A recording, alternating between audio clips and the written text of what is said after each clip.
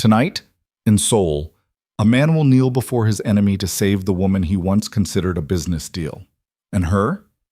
She will realize that this cold 18-month marriage was the biggest lie of her life. But before we get there, let me tell you about the night everything began to fall apart.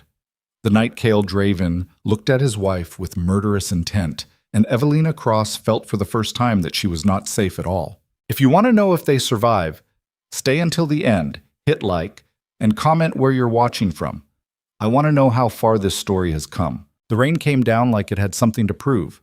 Not gentle, not poetic, just cold, vicious water hammering the floor-to-ceiling glass of the penthouse until the whole city below looked like it was drowning in neon and regret. Evelina Cross stood at the window with a champagne flute she hadn't touched, watching Seoul bleed light into the storm, and tried to remember the last time her husband had looked at her like she was real. 18 months. 18 months of sleeping in separate wings of this marble tomb. 18 months of smiling for photographers at charity galas, while Kael Draven's hand rested on her lower back like a brand, cold and possessive and utterly empty. She knew what she was. A transaction. A pretty signature on a contract that saved her father from bankruptcy and gave Kael something he needed more than money. Legitimacy. The kind you can't buy with blood money. The kind that comes with a wife who went to the right schools, spoke 4 languages, and knew how to pretend she didn't hear the whispered rumors about what her husband did in the dark. She heard him before she saw him, the elevator doors sliding open, footsteps crossing the marble. Measured, controlled, the way he did everything. Kael never rushed, never stumbled, never let a crack show in that immaculate armor he wore like a second skin. Evelina didn't turn around. "You left early," he said. His voice was low, flat, the kind of tone that could mean anything or nothing. "I had a headache." "You had a conversation." Now she turned. Slowly. Kael stood 10 feet away, still wearing the tailored black suit from the gala. His tie loosened just enough to suggest he'd been drinking, though his eyes were perfectly clear. Dark eyes, empty eyes, the kind of eyes that made grown men confess to crimes they didn't commit. "I had several conversations," Evelina said carefully. "It was a charity event. That's generally how they work." "With Lucien Voss." The name landed between them like a blade. She kept her face smooth, but her pulse kicked up a notch. And she knew that he could see it. Kael saw everything. "He introduced himself," she said. "It would have been rude to walk away." "Rude?" Kael's mouth curved, but it wasn't a smile. It was something colder, something that made the air in the room feel thinner. "He touched your arm, twice, leaned in close enough to whisper, made you laugh." Evelina's fingers tightened around the champagne flute. "You were across the room, talking to the Minister of Finance. You didn't think I was watching. You never watch me." The words came out sharper than she intended, and for half a second something flickered across Kael's face. Something raw and jagged and quickly buried. He crossed the distance between them in 4 strides, and suddenly he was close enough that she could smell the faint trace of whiskey on his breath, see the tension coiled in his shoulders. "I always watch you," he said quietly. Her back hit the glass. She hadn't meant to move, but he'd backed her into the window without touching her, and now the cold from the rain-soaked glass seeped through the thin silk of her dress. Kael braced one hand against the window beside her head, and Evelina's heart slammed against her ribs so hard she thought it might crack bone. "Who is he?" she managed. "Someone who wants me dead." "Then why?" "Because he knows." "Knows what?" Kael's free hand came up, hovering near her face, but not quite touching. His jaw worked like he was chewing on words he didn't want to say. When he finally spoke, his voice was so low she almost didn't hear it over the rain. "That you're the only thing in this goddamn city I care about." Evelina stopped breathing. Kael's thumb brushed her cheekbone. Barely, just a ghost of contact. And then he was kissing her. Not gently, not like the staged, bloodless kisses they'd exchanged for cameras. This was desperate and furious, and tasted like 18 months of restraint finally snapping. His hand slid into her hair, tilting her head back, and she made a sound she didn't recognize, something between a gasp and a sob. When he pulled away, they were both shaking. "Pack a bag," Kael said. "We're leaving." "What?" "Now, Evelina." She'd never heard her name sound like that in his mouth, like a prayer, like a curse, like something worth dying for. The car was waiting in the underground garage, a black SUV with bulletproof glass and two men in the front seat who looked like they killed people for a living, probably because they did. Kael opened the back door and waited, and Evelina climbed in with a single leather overnight bag and a head full of questions she didn't know how to ask. The city blurred past, rain and neon and traffic lights bleeding into one long smear of color. Kael sat beside her, staring straight ahead, his hand resting on his thigh close enough to hers that she could feel the heat of him through the fabric of her dress. "You're scaring me," she said finally. "Good. You should be scared." "Of you?" His head turned. For a moment she saw something crack open behind those dark eyes, something that looked almost like pain. "Never of me," he said. "But Lucian Voss is not a man who flirts for fun. He wanted you to know he could get close, that I couldn't stop him, that you're vulnerable." "Am I?" "Everyone's vulnerable when they love something." The word hung in the air between them like smoke. Love. He hadn't said it directly, but it was there, wrapped in every syllable, and Evelina felt something in her chest twist so hard it hurt. "I didn't know," she whispered. "I made sure you didn't." "Why?" Kael reached over and took her hand. His palm was warm, calloused, the hand of a man who'd built an empire with violence and kept it through fear. He laced their fingers together like it was the most natural thing in the world. "Because the moment anyone knew I loved you," he said, "you became a weapon they could use against me." Yes.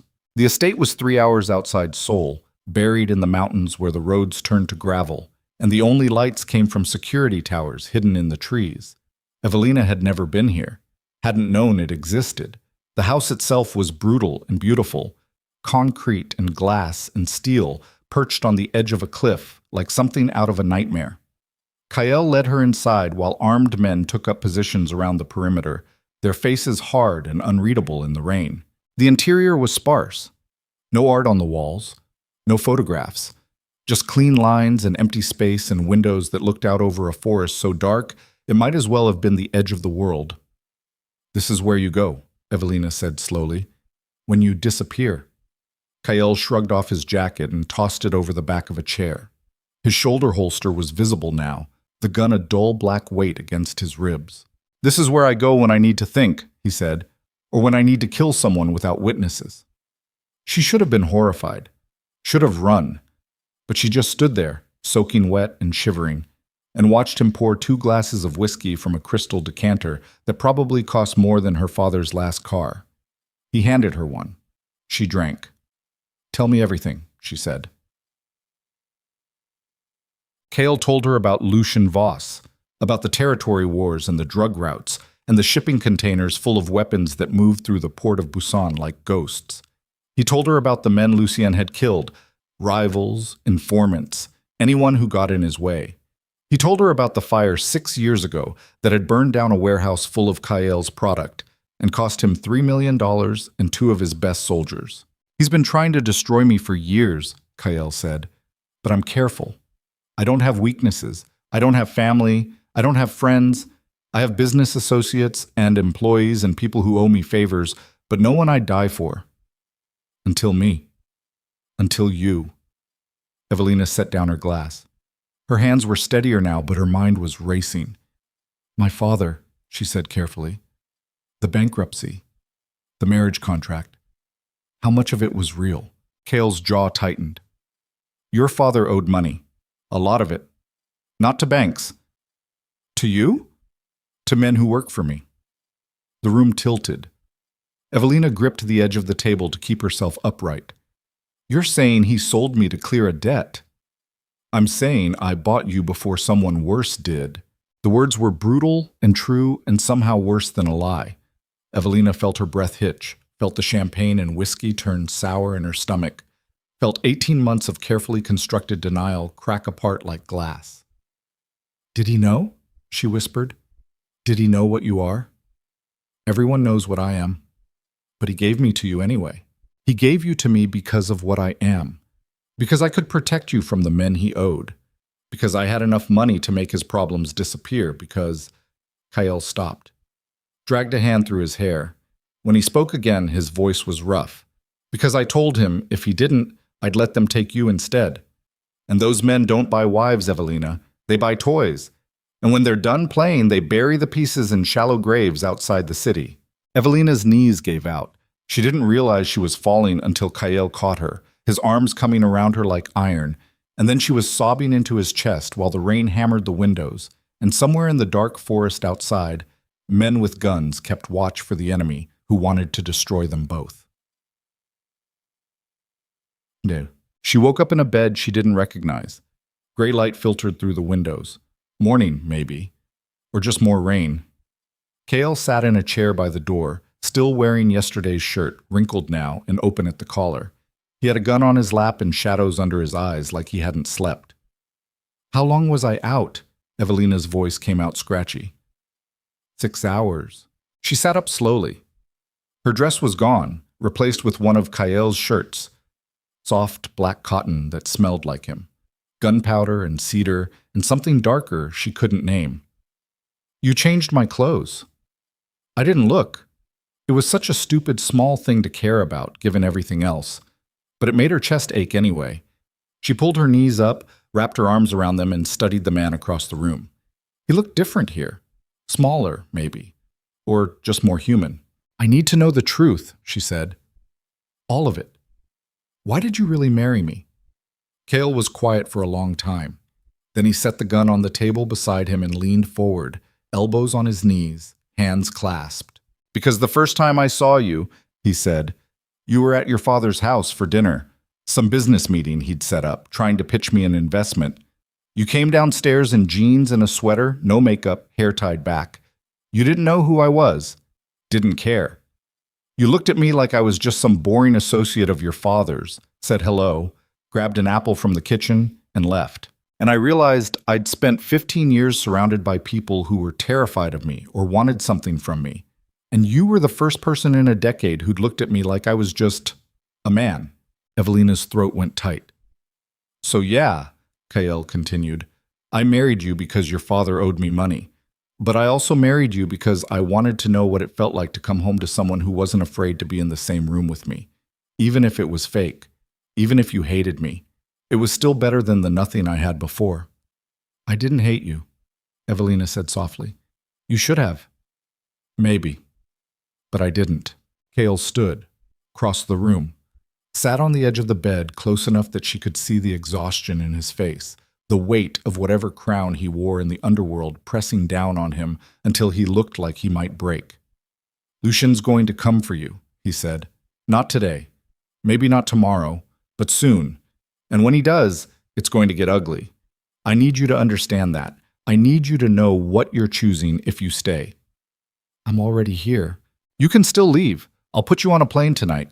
New name, new passport, enough money to disappear anywhere in the world. You'll be safe. Without you. Without me. Evelina reached out and took his hand. His fingers were cold, rough. She turned his palm over and traced the scar that ran from his wrist to his knuckles, a white line that looked like it had been carved with something serrated. What happened here? She asked.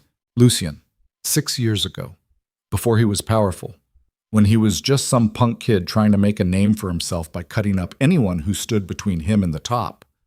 Did you kill him back? I buried 10 of his men in a quarry outside Incheon. Evelina should have been horrified, should have pulled away. But she just kept tracing that scar, kept feeling the way Kael's pulse jumped under her fingertips, kept thinking about the way he'd kissed her last night, like she was oxygen and he was drowning. I'm not leaving, she said. Evelina, I'm not leaving you. Not for him. Not for anyone. Kael made a sound low in his throat, something broken and relieved and desperate. Then he was kissing her again, pulling her into his lap, hands tangling in her hair. And Evelina kissed him back, harder this time, because if this was what choosing him looked like, she wanted it marked on her skin, burned into her bones, written in a language that even death couldn't erase. The attack came 3 days later. They'd fallen into a strange rhythm at the estate. Kael on his phone constantly, managing an empire from a distance while armed men rotated shifts outside. Evelina reading, cooking meals neither of them ate, pretending she couldn't hear the tension vibrating through every conversation Kael had with his people. At night, they slept in the same bed. Not touching, exactly, but close. Close enough that Evelina could hear his breathing, feel the heat of him, know that if she reached out in the dark, he'd be there. It was 2 a.m. when the first explosion blew out the east wall. Evelina woke up to the sound of gunfire, and Kael's hand clamped over her mouth. He was already dressed, gun in his other hand, eyes hard and flat in the darkness. "Stay low," he said. "Stay behind me. Do exactly what I say." Then he dragged her out of bed and into the hallway, while the whole house shook, and somewhere below them men were screaming and dying. The lights were out. Emergency generators kicked in, bathing everything in red. Kael moved like a predator through the dark, weapon up, every step calculated. They made it to the stairwell, looked down. Smoke and muzzle flashes, and the wet, meaty sound of bullets hitting flesh. "Roof," Kael said. They went up instead of down. Burst through a door onto the flat concrete rooftop where the rain had finally stopped and the sky was black and starless. A helicopter sat in the center, rotors already spinning. Kael shoved Evelina toward it. "Get in! Not without you!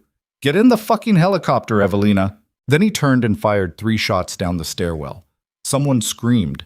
Kael ejected the empty magazine, slammed in a fresh one, and kept firing. Evelina stood frozen, watching her husband turn into something she didn't recognize, something cold and efficient and absolutely lethal. A man burst onto the roof. Kael shot him twice. Center mass. The body dropped. Another man. Kael shot him in the throat. A third. This one got off a round before Kael put him down, and Evelina watched in horror as the bullet tore through Kael's shoulder, spinning him halfway around. He didn't even flinch, just straightened, adjusted his grip, and kept moving. "Kael, go!" But she didn't. She ran to him instead, grabbed his uninjured arm, dragged him backward toward the helicopter. He was bleeding. God, he was bleeding so much, black-red blood soaking through his shirt. But he was still standing, still fighting, still trying to get her out alive. They made it to the helicopter. Kael shoved her inside, climbed in after her, and slammed the door. The pilot pulled up hard, and the estate dropped away beneath them. Burning now, flames licking up through the shattered windows, bodies scattered across the grounds like broken dolls. Evelina pressed her hands against Kael's shoulder, trying to stop the bleeding. He hissed, but didn't push her away. "How bad?" she asked. "I've had worse." "That's not an answer. It's the only one you're getting." The helicopter banked east. Below, the forest blurred into darkness. Kael leaned his head back against the seat and closed his eyes. And for the first time since she'd met him, Evelina saw something like fear crack across his face. "They knew where we were," he said quietly. "Someone in my own crew sold me out." "Who?" "I don't know yet, but I'll find out." And then Kael opened his eyes, looked at her, and the expression on his face was so cold, so utterly devoid of mercy, that Evelina finally understood what it meant to be loved by a man who'd built his empire on corpses. "And then," Kael said, "I'll kill them slowly enough that everyone else remembers what happens when you betray me." What? The safe house was a decaying warehouse in an industrial district outside Incheon. Rusted metal and broken windows and the smell of motor oil and old blood. Kael's remaining men had secured the perimeter. 5 soldiers, down from the 12 he'd had at the estate. Evelina watched them move through the shadows, checking sight lines, setting up surveillance, and tried not to think about the 7 who weren't here anymore. A doctor came. Some gray-haired man who didn't ask questions and worked in silence while Kael sat shirtless on a folding chair and let the bullet get dug out of his shoulder without making a sound. Evelina stood against the wall, arms wrapped around herself, and watched the blood drip onto the concrete floor. When the doctor finished, he handed Kael a bottle of pills and left without a word. Kael stood, tested his shoulder, winced. "You should rest," Evelina said. "I should find out who betrayed me before they kill us both." Kael... He crossed to where she stood and cupped her face in his hands. His palms were warm despite everything. "I need you to trust me," he said. "I do. Then trust that I will do whatever it takes to keep you alive, even if it means burning this whole goddamn city to the ground." He kissed her forehead. Then he was gone, disappearing into the warehouse with his phone already to his ear, barking orders in Korean too fast for Evelina to follow. She sank to the floor and tried to breathe. The video arrived 4 hours later. Evelina was dozing against the wall when Kael's phone buzzed. She watched him check the screen, watched his face go perfectly, horribly blank. He stared at whatever was on that phone for 10 full seconds. Then he threw it against the wall so hard the screen shattered. "Kael?" He didn't answer, just stood there, chest heaving, hands clenched into fists. Evelina picked up the broken phone. The screen was spiderwebbed, but still functional. She pressed play on the video. Her father appeared on screen.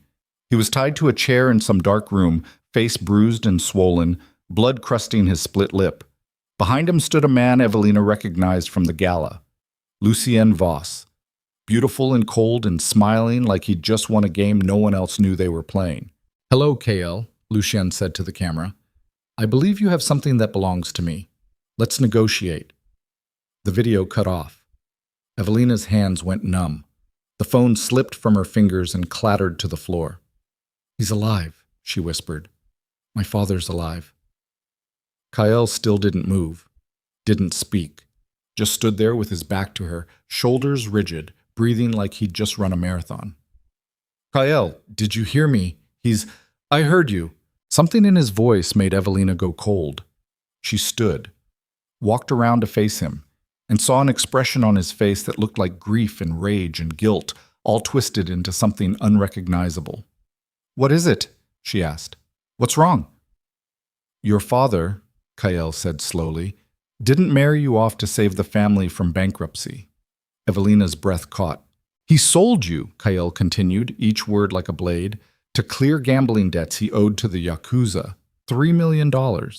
He couldn't pay. So they told him they'd take you instead, work you in one of their clubs until the debt was cleared, which meant you'd be dead in 5 years from overdose or suicide or just plain worn out." The world tilted. Evelina grabbed the wall to keep from falling. "I found out," Kael said. "Made them a better offer. Paid off the debt plus interest. Took you instead. Let your father save face by calling it a business arrangement." "You knew?" Her voice didn't sound like her own. "All this time, you knew?" "Yes. And you didn't tell me." "I was trying to protect you." "From what? The truth? My own father?" "From the knowledge that the man who raised you cared more about his gambling addiction than your life." The words echoed through the warehouse. Kael was shaking now, his control finally fracturing, and Evelina realized she was crying without knowing when she'd started. "He sacrificed you," Kael said, quieter now. "And I let you believe it was bankruptcy because I thought if you knew the real reason, it would destroy you. So you lied to me. I kept you alive. That's not the same thing. It's the only thing that matters." Evelina turned away. She couldn't look at him. Couldn't look at anything. Her whole life had been a lie. Her father. Her marriage. The pretty stories she'd told herself about duty and family and noble sacrifice. All of it lies. "Lucien wants to trade," Kael said behind her. "Your father's life for my empire." "And if you don't?" "He'll kill him, slowly, on camera, and make you watch." Evelina closed her eyes, drew a breath. Another. When she spoke, her voice was steady. "Let him."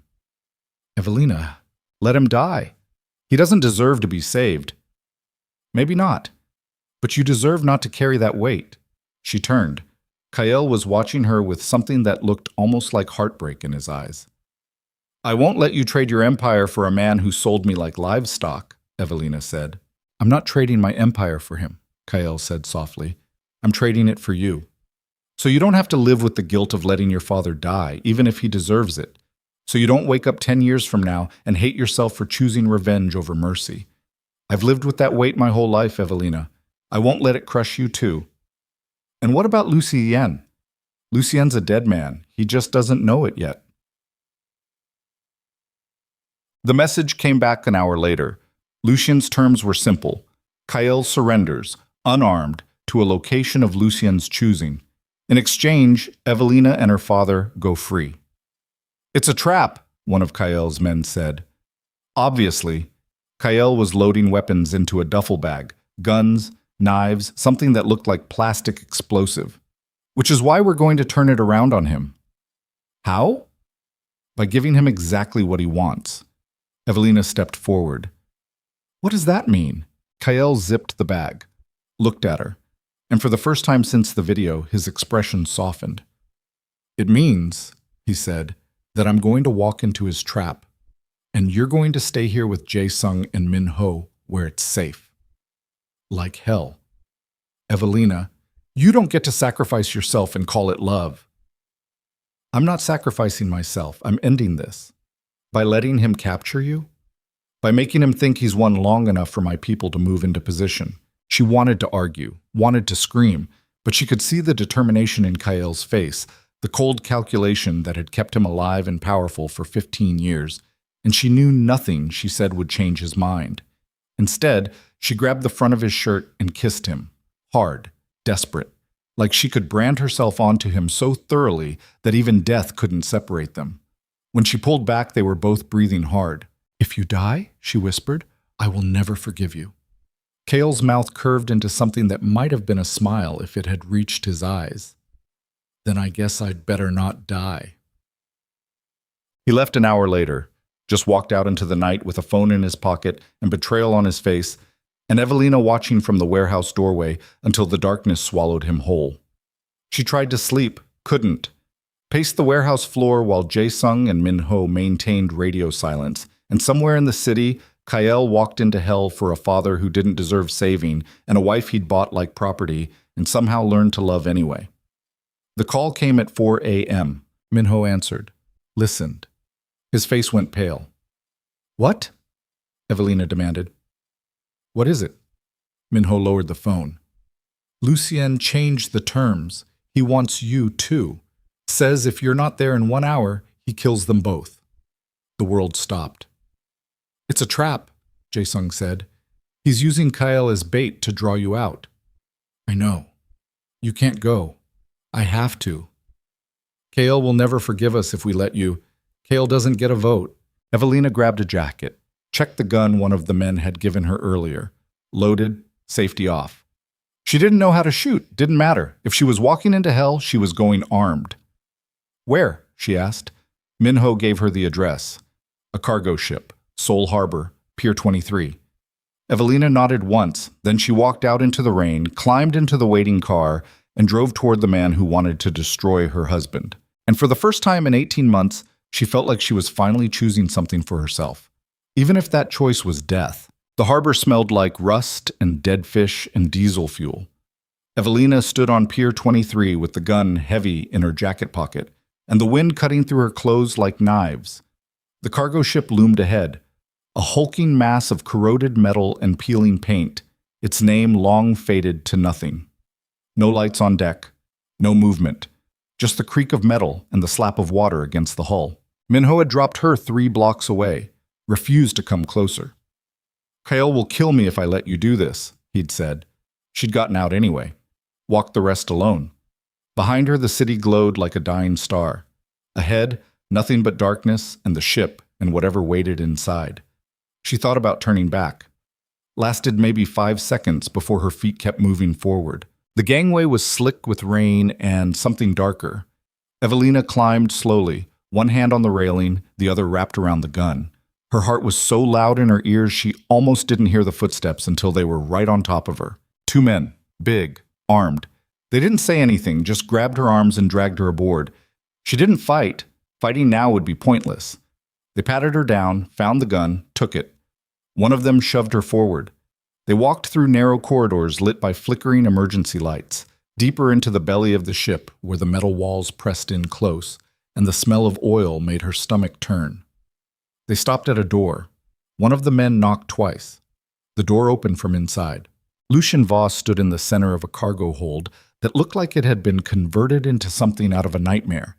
Chains hanging from the ceiling, rust-stained floor. And in the back corner, tied to chairs side by side, were Kael and her father. Evelina's breath caught. Kael looked like he'd been through a meat grinder, one eye swollen shut, blood crusting his lip, his shirt torn and soaked through with red. But he was conscious, alert. And when he saw her, something that looked like despair flashed across his face.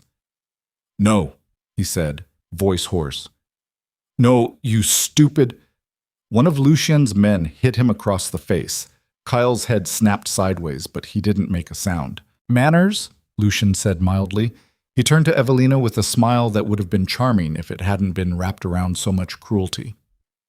"Mrs. Draven, so glad you could join us." Evelina forced herself to look at her father. He was worse than he'd been in the video, barely conscious, blood dripping from his nose. She waited for something to stir in her chest, fear, love, anything. But there was just a hollow coldness where those feelings should have been. "You got what you wanted," she said to Lucien. "We're here. Let them go." Lucien laughed, actually laughed. "Oh, you sweet thing, you really think this is about letting anyone go? Then what is it about? Punishment." Lucien crossed the hold in 3 smooth strides. Up close, he was even more beautiful than she remembered. Pale skin, dark eyes, the kind of face that made people trust him right up until he slit their throats. "Your husband has been a thorn in my side for years. Cost me money, cost me territory. Cost me men I spent years training. And through it all, he never slipped, never showed weakness, never gave me an opening." He reached out and tucked a strand of hair behind Evelina's ear. She jerked back, but he caught her chin, held her still. "Until you." Kael made a sound like a wounded animal. Lucien's smile widened. "I've been watching you for months," Lucien continued, "trying to figure out what you meant to him. At first, I thought it was just business, another acquisition. But then I saw the way he looked at you when he thought no one was paying attention, like you were the only real thing in a world full of smoke and mirrors. And I realized, finally, after all these years, Kael Draven had a weakness." "Let her go," Kael said. His voice was steady despite the blood, despite the chains, despite everything. "This is between us." "No," Lucien said. "This is about showing you what happens when you care about something, when you let someone matter, when you become weak enough to love." He released Evelina's chin and pulled a knife from his belt. Long blade. Serrated edge. The same kind that had carved that scar into Kael's wrist 6 years ago. "Here's what's going to happen," Lucien said conversationally. "I'm going to hurt your wife. Slowly. While you watch. Then I'm going to kill her. Then I'm going to kill her father. And then, after you've had time to really sit with what you've lost, I'm going to kill you too. But I'll make yours quick. Because honestly, by that point, I think you'll be begging for it." Evelina's knees went weak. She locked them, refused to fall. Kael was pulling against the chains so hard the metal was cutting into his wrists. Blood ran down his arms. "Touch her, and I will end you in ways that make hell look like mercy." "You're tied to a chair," Lucien pointed out. "I don't think you're in a position to make threats." Then he grabbed Evelina's wrist and pressed the blade against her palm. The pain was instant, sharp, white-hot. Evelina gasped but didn't scream. Wouldn't give him that. "Stop!" Her father's voice, ragged and desperate. "Please, stop. Take me instead." Lucien paused, looked at the old man with something like curiosity.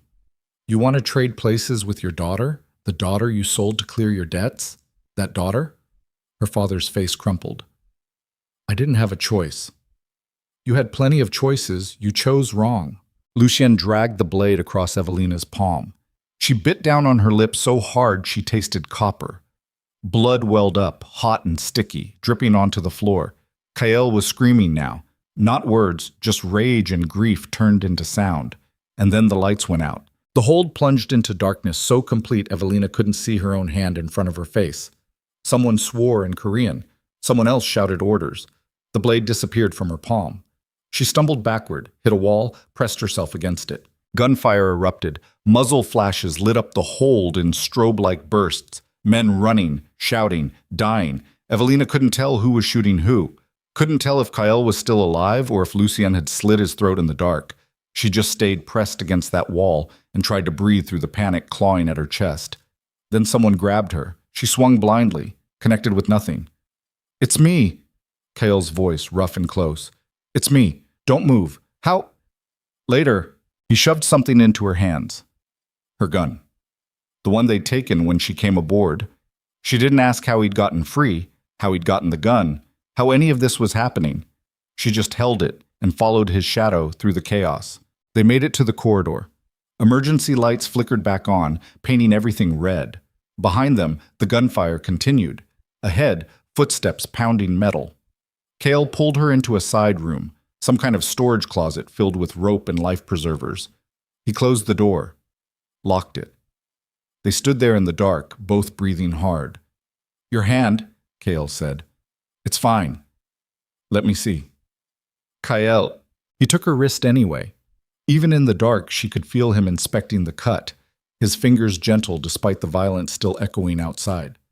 "It's not deep," he said finally. "You'll need stitches, but it's not deep. How did you get free?" "Hey Sung. He's been tracking my phone since I left the warehouse.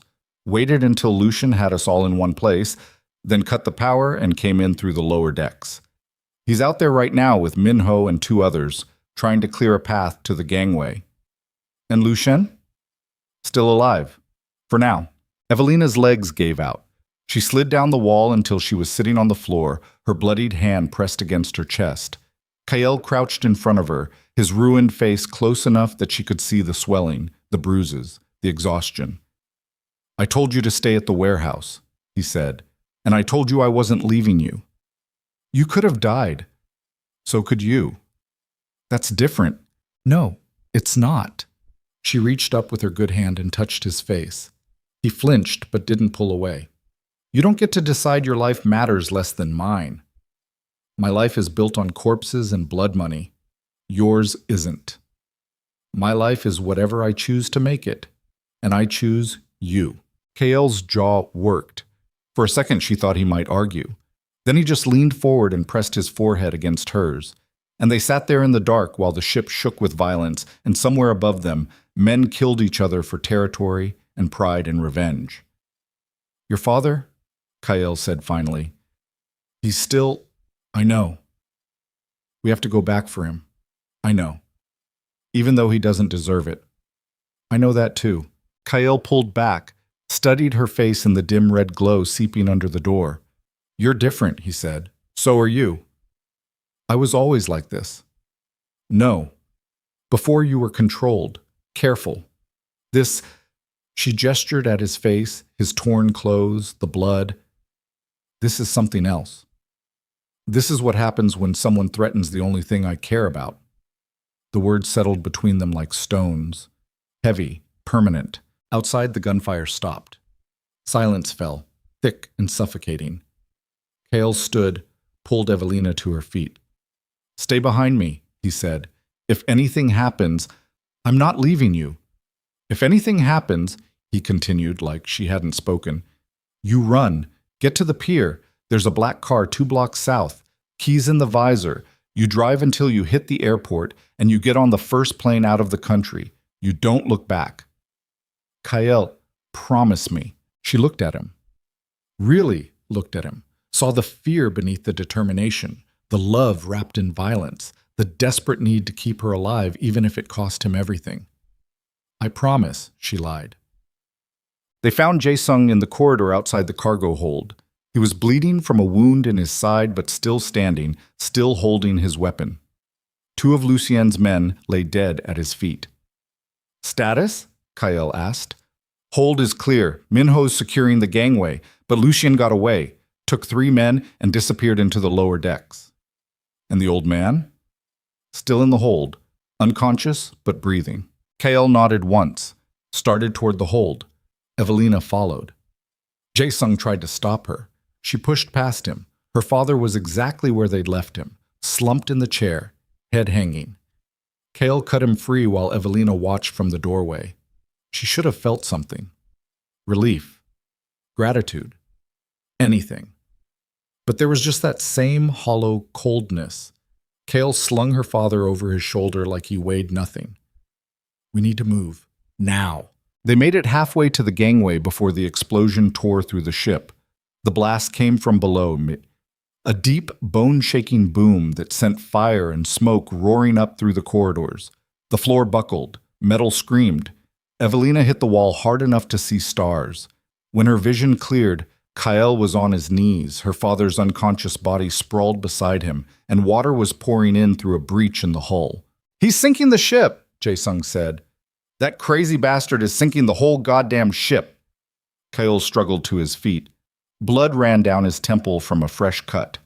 "How long do we have?" "Minutes, maybe less." "Then we move faster." They ran. Through smoke and fire and water that was rising so fast, Evelina could feel it climbing her ankles, her calves, her knees. The ship groaned like a dying animal. Metal tore. Bulkheads collapsed. Behind them, something exploded. Another bomb, maybe, or just the ship tearing itself apart. The gangway was underwater when they reached it. Minho was there, soaked and bleeding, waving them forward. "Go! Go!" Kael shoved Evelina toward him.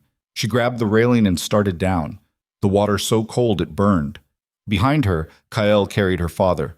Behind him, Jae-sung limped along, favoring his injured side. They were 10 feet from the pier when the ship listed hard to starboard. The gangway swung sideways.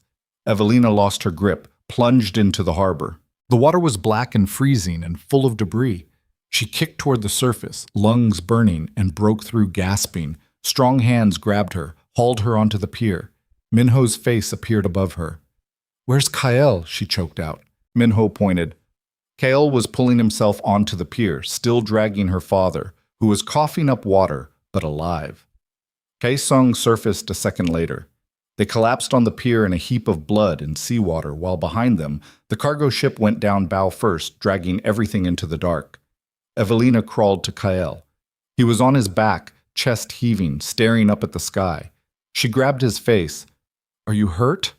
"I'm fine." "You're bleeding." "I'm always bleeding." She kissed him. Tasted salt and copper in survival.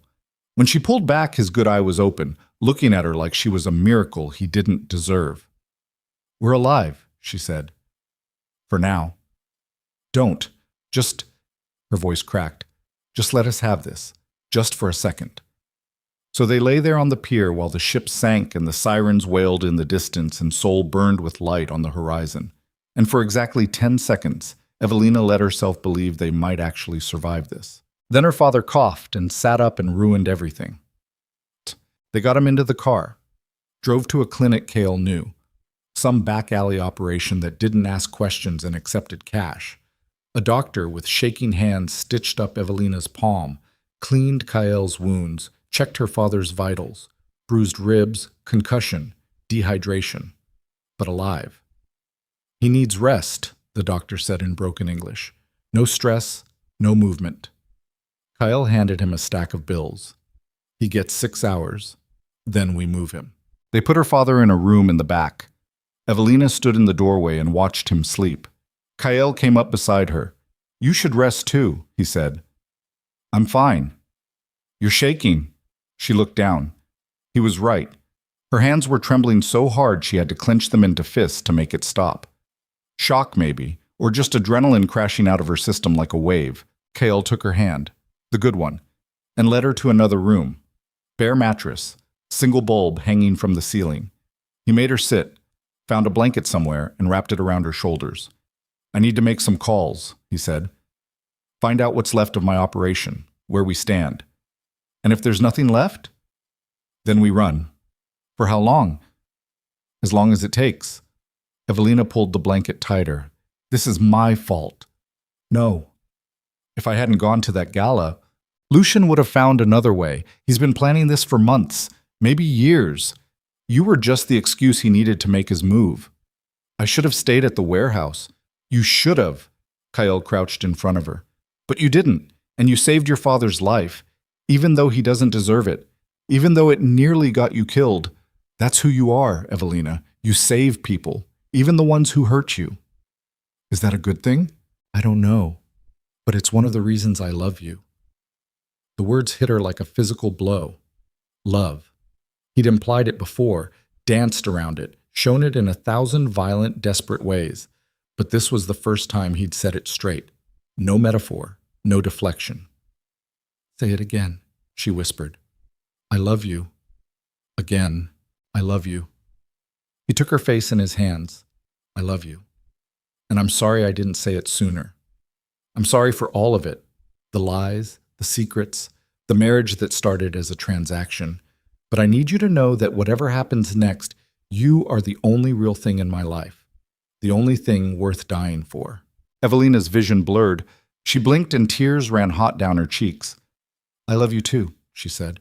I think I've loved you since you kissed me in the penthouse and looked at me like I was worth burning the world for. Kael kissed her then, slow and deep and gentle in a way that felt impossible given everything they'd just survived.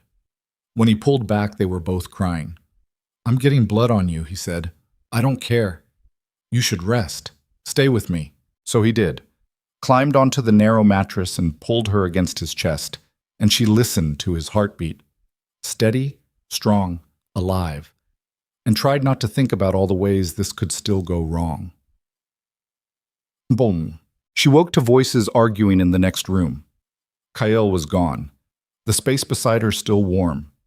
She stood, wrapped the blanket around her shoulders, and followed the sound. Her father was awake, sitting up in bed. Kael stood by the door with his arms crossed, jaw tight. Jae-sung and Minho flanked him like guards. Asking for your permission, her father was saying. His voice was hoarse but steady. I'm telling you what happened. You sold your daughter to the Yakuza, Kael said flatly. That's what happened. I didn't have a choice. Everyone has a choice. You chose yourself. Evelina stepped into the room. Both men turned. Her father's face crumpled when he saw her. Evie, he said. Sweetheart, thank God you're... Don't call me that. He flinched. I know you're angry. Angry? Evelina's laugh came out sharp and broken. You think I'm angry? Let me explain. Explain what? That you gambled away everything we had? That you owed money to people who would have killed you? That you sold me to save your own skin? It wasn't like that. Then what was it like? She crossed the room, stood at the foot of his bed, looked at the man who'd raised her and saw a stranger. Tell me, Dad, what was it like when you signed the papers that turned your daughter into property? Her father's hands shook. They were going to kill me, so you let them take me instead. I thought, his voice broke. I thought Kael would protect you, that he'd be better than them. He was, but that's not the point. Then what is the point? The point is that you threw me away like I was nothing. The words tore out of her, raw and ugly. The point is that for 18 months I thought I'd done something noble, that I'd saved the family, that you married me off because you had to, not because you couldn't be bothered to stop gambling long enough to care about what happened to your only daughter. Evie, my name is Evelina, and you don't get to call me anything else. Silence filled the room, thick, suffocating. Her father sat there with tears running down his bruised face, and Evelina felt nothing, not pity, not anger, just emptiness where love used to be. I'm sorry, he said finally. I'm so sorry. I don't care. Please, I don't care, she was shouting now, couldn't stop. You're sorry? Great, that's wonderful. That fixes everything. That erases the fact that you sold me, that you let me believe I mattered to you when the truth is I was just another debt you needed to clear. Kael moved toward her. She held up a hand. He stopped. I saved your life tonight, Evelina continued, voice shaking. I walked into a trap. I let a man cut open my hand. I nearly drowned in the harbor. All to save you. And you know what the worst part is? Her father shook his head. I don't know why I did it. Because it wasn't love. It wasn't duty. It was just... She stopped, breathed. It was just habit. The habit of being your daughter, of trying to fix your mistakes, of believing that if I was good enough, perfect enough, maybe you'd finally put me first. I'm sorry, her father said again, like the words meant anything. So am I. Evelina turned and walked out of the room. Kael followed. They stood in the alley behind the clinic. Dawn was breaking over Seoul, gray and cold and unforgiving. Evelina leaned against the brick wall and tried to breathe through the tightness in her chest. You okay? Kael asked. No. Want me to kill him? She looked at him. He wasn't joking. No. The offer stands. I know. She closed her eyes. What happens now? Now we figure out how much of my empire is left, how many men, how much money. whether I can rebuild or if we need to disappear. And Lucien? He went down with the ship. If the explosion didn't kill him, the harbor did. You sound uncertain. Because men like Lucien don't die easy. Kael lit a cigarette, offered her one. She shook her head. I've put 3 bullets in him over the years. He's still walking. I'll believe he's dead when I'm standing over his corpse. And if he's not, then we finish this. Evelina watched smoke curl from his lips. I meant what I said in there, about not knowing why I saved him. You saved him because you're a better person than any of us deserve. That's not a virtue. That's a weakness. Maybe they're the same thing. She thought about that, about her father tied to a chair, about Kael kneeling in front of Lucien, about the choice between revenge and mercy and how neither one felt right. I don't want to be good anymore, she said quietly. I want to be smart. I want to survive. Then you'll fit right in. They stood there in the alley while the city woke up around them. Somewhere in the distance, sirens wailed.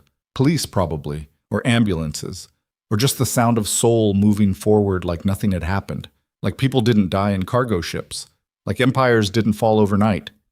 Kael's phone buzzed. He checked it, swore softly. What? Police raided 3 of my warehouses, froze 2 accounts, arrested 5 of my lieutenants. He looked at her. Someone's feeding them information. Lucien? Or someone working for him.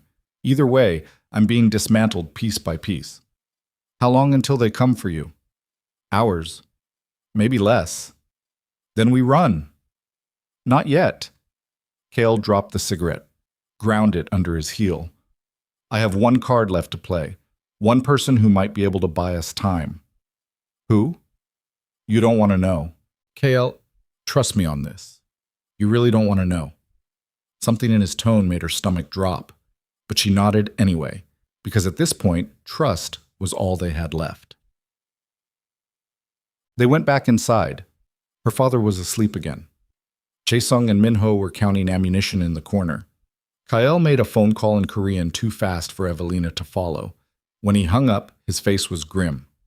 Well? Jae-sung asked. He'll meet with me, tonight. Neutral ground. And if it's a trap? Then we're dead anyway.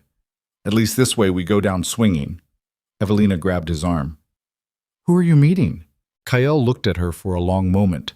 Then he said, the man who runs the Yakuza operations in Seoul. The one your father owed money to.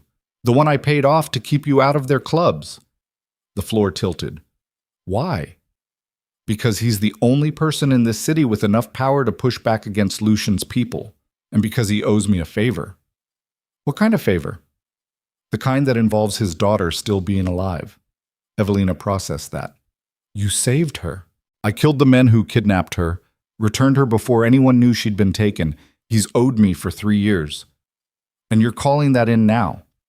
I'm calling in everything, because if I don't... Kael stopped, started again. If I don't, they'll kill us both, your father too, everyone I've ever been associated with. They'll burn my empire to ash and salt the earth so nothing grows back. Then let them. He stared at her. What? Let them have it. The empire, the money, all of it. We take what we can carry and we disappear. Evelina, I don't care about your empire, Kael. I care about you, about us, about being alive 6 months from now. And your father? She looked through the doorway at the man sleeping in the next room, the man who'd sold her, the man she'd saved anyway. He made his choices, she said. Let him live with them. Kael was quiet for a long time. Then he pulled her close, pressed his lips to her forehead, and said, I love you for saying that, but I can't walk away. Not like this. Not with Lucien still out there. Not with half the city thinking I'm weak enough to abandon everything I built. Pride is going to get you killed. Probably.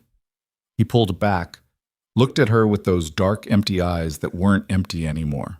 Not when he looked at her. But if I run now, we'll be running forever, looking over our shoulders, waiting for the knife. I won't do that to you. So you'll die instead? I'll fight. There's a difference. Not much of one. It's enough. And she realized, standing there in that back alley clinic with blood still under her fingernails and her father sleeping 20 feet away, that this was who Kael was. Not the man in the suit. Not the cold strategist. This. The fighter. The one who'd rather die standing than live kneeling. She should have argued, should have made him see reason. But reason had nothing to do with it anymore. When do we leave? She asked. 2 hours? The meeting's at midnight. I'm coming with you. Absolutely not. You don't get to decide that. Yes, I do. Because if this goes wrong, I want to be there. She grabbed his shirt, held on. I'm not waiting in some safe house while you walk into another trap. We do this together, or we don't do it at all. Kael looked at Jae-sung. Jae-sung shrugged. She's got a point, boss. She's going to get herself killed. Maybe. But she's going to do it anyway. Kael closed his eyes, breathed out slowly. When he opened them again, he looked older, tired, like the weight of 15 years was finally catching up to him. Fine, he said. But you stay in the car. You don't get out. You don't move. If anything happens, Jae-sung drives you straight to the airport. Understood? Understood. It was another lie. They both knew it, but neither one called it out. They left the clinic at 10. Her father was still asleep. Evelina didn't say goodbye, just walked out the door and didn't look back. The car was a different one, newer, faster, bulletproof glass. Minho drove. Jae-sung rode shotgun. Kael and Evelina sat in the back. He held her hand the whole way. Neither one spoke. The meeting place was an abandoned warehouse in the industrial district. Same area as the last safe house, but different building. This one was bigger, darker, more exposed. Kael pulled on a jacket, checked his weapons. 3 guns, 2 knives, something that looked like a grenade. You're going to war, Evelina said. I'm going to a negotiation, but I'm preparing for war. What's the difference? Intent. He kissed her, soft and quick. I mean what I said. Stay in the car. I know. Evelina, I know. He looked at her like he wanted to say more. Then the car stopped. Minho killed the engine. Outside, the warehouse loomed like a mouth waiting to swallow them whole. Kael got out. Jae-sung followed. Evelina watched them cross the empty lot, 2 shadows moving through the dark. They reached the door. Kael knocked, waited. The door opened, and then everything went to hell. The gunfire erupted so fast, Evelina didn't have time to scream. Muzzle flashes lit up the warehouse entrance. Kael and Jae-sung dove for cover. Minho swore and threw the car into reverse. Wait! Evelina lunged for the door handle. Minho grabbed her arm. Boss said to get you out of here. I don't care what he said. She ripped free, opened the door, rolled out before Minho could stop her, hit the pavement hard enough to feel her teeth click together, scrambled to her feet, ran toward the warehouse while behind her, Minho was shouting her name. She made it 5 steps before someone grabbed her from behind. A hand clamped over her mouth. An arm locked around her waist. She thrashed, couldn't break free. Struggle and I'll shoot you here, a voice said in her ear. Male, unfamiliar, cold. She went still. The man dragged her toward the warehouse. Inside, the gunfire had stopped. Now there were just voices, shouting in Korean, someone begging, someone else laughing. They pulled her through the door. The warehouse was lit by floodlights so bright they hurt. In the center, Kael knelt with his hands zip-tied behind his back. Jae-sung beside him, blood running down both their faces. Around them stood at least a dozen men with weapons raised. And in front of them, alive and smiling, stood Lucien Voss. He wasn't even wet, wasn't hurt, just standing there in a clean suit like he hadn't been blown up and drowned 3 hours ago. Ah, Lucien said when he saw Evelina. Right on time. Kael's head snapped up. When he saw her, something broke in his eyes. No, he said, voice raw. No, you said... I lied. Lucien crossed to where Evelina stood, frozen in her captor's grip. Did you really think I'd die in a sinking ship? I've survived 3 assassination attempts, 2 car bombs, and a poisoning. Water doesn't scare me, Kael. Nothing scares me anymore. Let her go. No. Lucien, I said no. Lucien pulled a gun from his belt, pressed it against Evelina's temple. The metal was cold. She couldn't breathe. Here's what's going to happen. You're going to watch me kill your wife. Then you're going to spend whatever's left of your miserable life knowing you couldn't save her, knowing that loving her made you weak, knowing that I won. Kael was shaking so hard the chains rattled. Please, he said. The word came out broken. Please, I'll give you anything, everything, the territory, the money, the contacts. Just let her go. I don't want your empire anymore. Lucian's finger moved to the trigger. I just want you to suffer. And Evelina realized, in that moment with cold metal pressed against her skull and Kael kneeling helpless 10 feet away, that this was it. The point of no return. The moment where every choice they'd made led to this warehouse. This man. This gun. She closed her eyes. Thought about rain against glass. Thought about Seoul glowing like fire. Thought about Kael's hands in her hair and his voice saying I love you like it was the first true thing he'd ever said. The gun. The gun didn't fire. Evelina's eyes snapped open. Lucian was staring past her at something near the warehouse entrance, his finger frozen on the trigger. The smile had disappeared from his face. Well, a voice said from the doorway. This is disappointing. Evelina turned her head as far as the gun would allow. A man stood in the entrance, older, maybe 60, wearing an expensive suit that looked wrong in a place like this. Gray hair, cold eyes, and behind him, at least 20 armed men fanning out across the warehouse floor. Kael's face had gone white. Nakamura. The older man stepped forward. His men moved with him, a choreographed dance of violence. Draven-san, you look unwell. What are you doing here? Saving your life, apparently. Nakamura's eyes flicked to Lucian.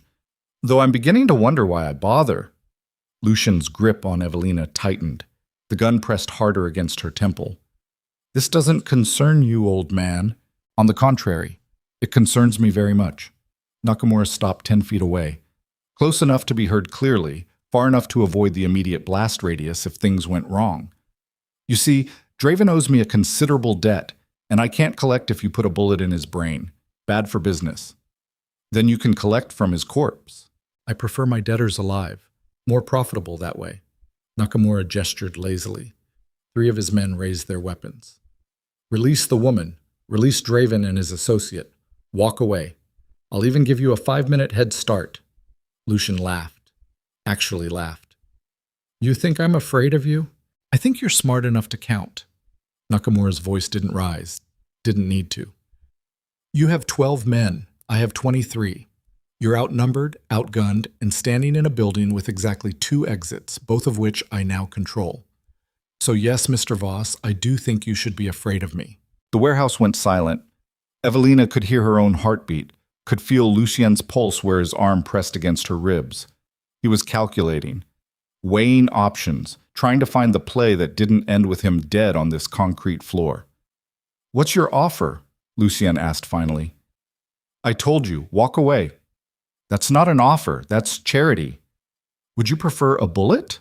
Lucien's jaw clenched. Then he shoved Evelina forward, hard. She stumbled, nearly fell. Kael lunged toward her despite the zip ties, despite the guns, despite everything. One of Nakamura's men caught her before she hit the ground. This isn't over, Lucian said. It is for tonight. Nakamura nodded to his men. Escort Mr. Voss and his associates to their vehicles. Make sure they leave the district. Lucien was already backing toward the side exit, his men falling in around him. He looked at Kael one last time. I'll see you soon. Then he was gone. The door slammed. The warehouse felt bigger suddenly, emptier.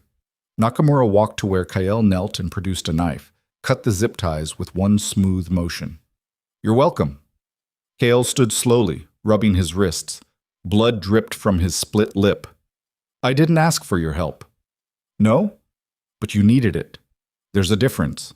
What do you want? What I've always wanted. My money. And my patience is wearing thin. Kael's hands clenched into fists. I paid you off 3 years ago. You paid off your wife's father's debt, not yours. The words hung in the air like smoke. Evelina stepped forward. What does that mean? Nakamura turned to her. His smile was thin and sharp. It means, Mrs. Draven, that when your husband interfered with my operations in Busan 2 years ago, it cost me $17 million. Containers seized, product destroyed, 3 of my best smugglers arrested. He looked back at Kael. Did you think I'd forgotten? You said we were square. I said I'd wait for repayment. I never said you were square. That's not... Kael stopped.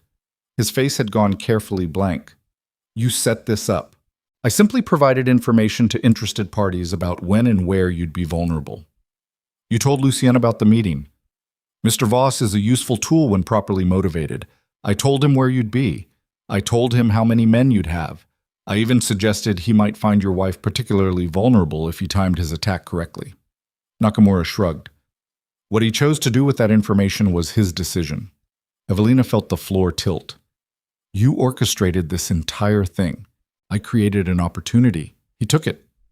You tried to get us killed. If I wanted you killed, you'd be dead already.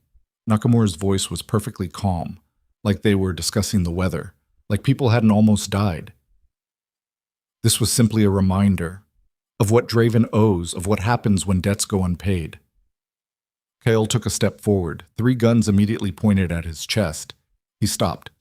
How much? He asked. Voice flat. 17 million plus interest. Call it 25 million total. I don't have that kind of liquid capital anymore. You know that. Lucien's been dismantling my operation piece by piece. Then you'd better rebuild quickly. Nakamura checked his watch. You have 90 days. After that, I stop being patient.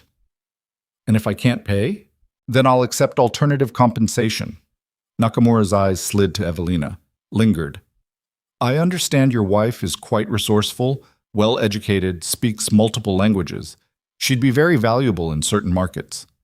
The temperature in the warehouse dropped 10 degrees. Kael moved so fast one of Nakamura's men barely got his weapon up in time. The barrel pressed against Kael's forehead. He didn't even blink. Touch her, Kael said quietly, and I will burn down every operation you have from Seoul to Tokyo. I will kill every man who works for you. I will find your family and I will make them watch while I... Careful, Draven-san. Nakamura's voice cut through the rage like a blade. Threats are only effective if you're in a position to carry them out. Right now, you're worth more to me alive than dead, but that can change very quickly. They stood there, Kael with a gun to his head, Nakamura waiting, Evelina barely breathing. Finally, Kael stepped back. The gun lowered. 90 days, Nakamura said. Don't disappoint me. Then he was walking toward the exit, his men falling in around him. The warehouse emptied. Within 60 seconds, only Kael, Evelina, and Jae-sung remained. The silence was deafening. Jae-sung struggled to his feet. Boss, not now. We need to... I said not now. Kael's voice cracked across the empty space like a whip. Jae-sung went quiet. Kael stood there with his fists clenched, shoulders heaving, looking like he wanted to tear the building apart with his bare hands. Evelina crossed to him, put her hand on his arm. He flinched but didn't pull away. We need to go, she said quietly. I know. Kael, I know. He looked at her. His eyes were dead things. I'm sorry. For what? For all of it. For dragging you into this. For thinking I could protect you. For being stupid enough to believe I deserved... His voice broke. He turned away. Evelina grabbed his jacket, spun him back around. Don't you dare, she said. Don't you dare start apologizing for loving me. We're going to die, Evelina. Both of us. Maybe not tonight. Maybe not tomorrow. But soon. Lucien wants me dead. Nakamura wants his money. The police want me in prison, and I can't... He stopped, breathed. I can't save you from all of them. Then we save each other. That's not how this works. Then we change how it works. She kissed him, hard, desperate, tasting blood and fear and the bitter edge of survival. When she pulled back, they were both shaking. Where's Min-ho? Jae-sung asked. They both turned. Jae-sung was by the warehouse entrance, looking out at the parking lot. The car was gone. He must have circled back when the shooting stopped, Kael said. Or he ran. Min-ho wouldn't... Everyone runs eventually, boss. You taught me that. Kael's phone buzzed. He pulled it out, read the message. His face went even more pale than before. What? Evelina asked. Police just raided the clinic. Where my father... Yeah. Did they get him? I don't know. The message just says the clinic's been shut down and everyone inside was detained. Kael shoved the phone back in his pocket. We need to move. Now. Jae-sung, call Song. Tell him to bring a car to the secondary location. Song's one of the guys who got arrested this morning. Then call Kael stopped, looked at Jae-sung. How many do we have left? Including me? 4. Maybe 5 if Park's still alive. Out of how many? 37. The number sat between them like a tombstone. 37 men down to 4.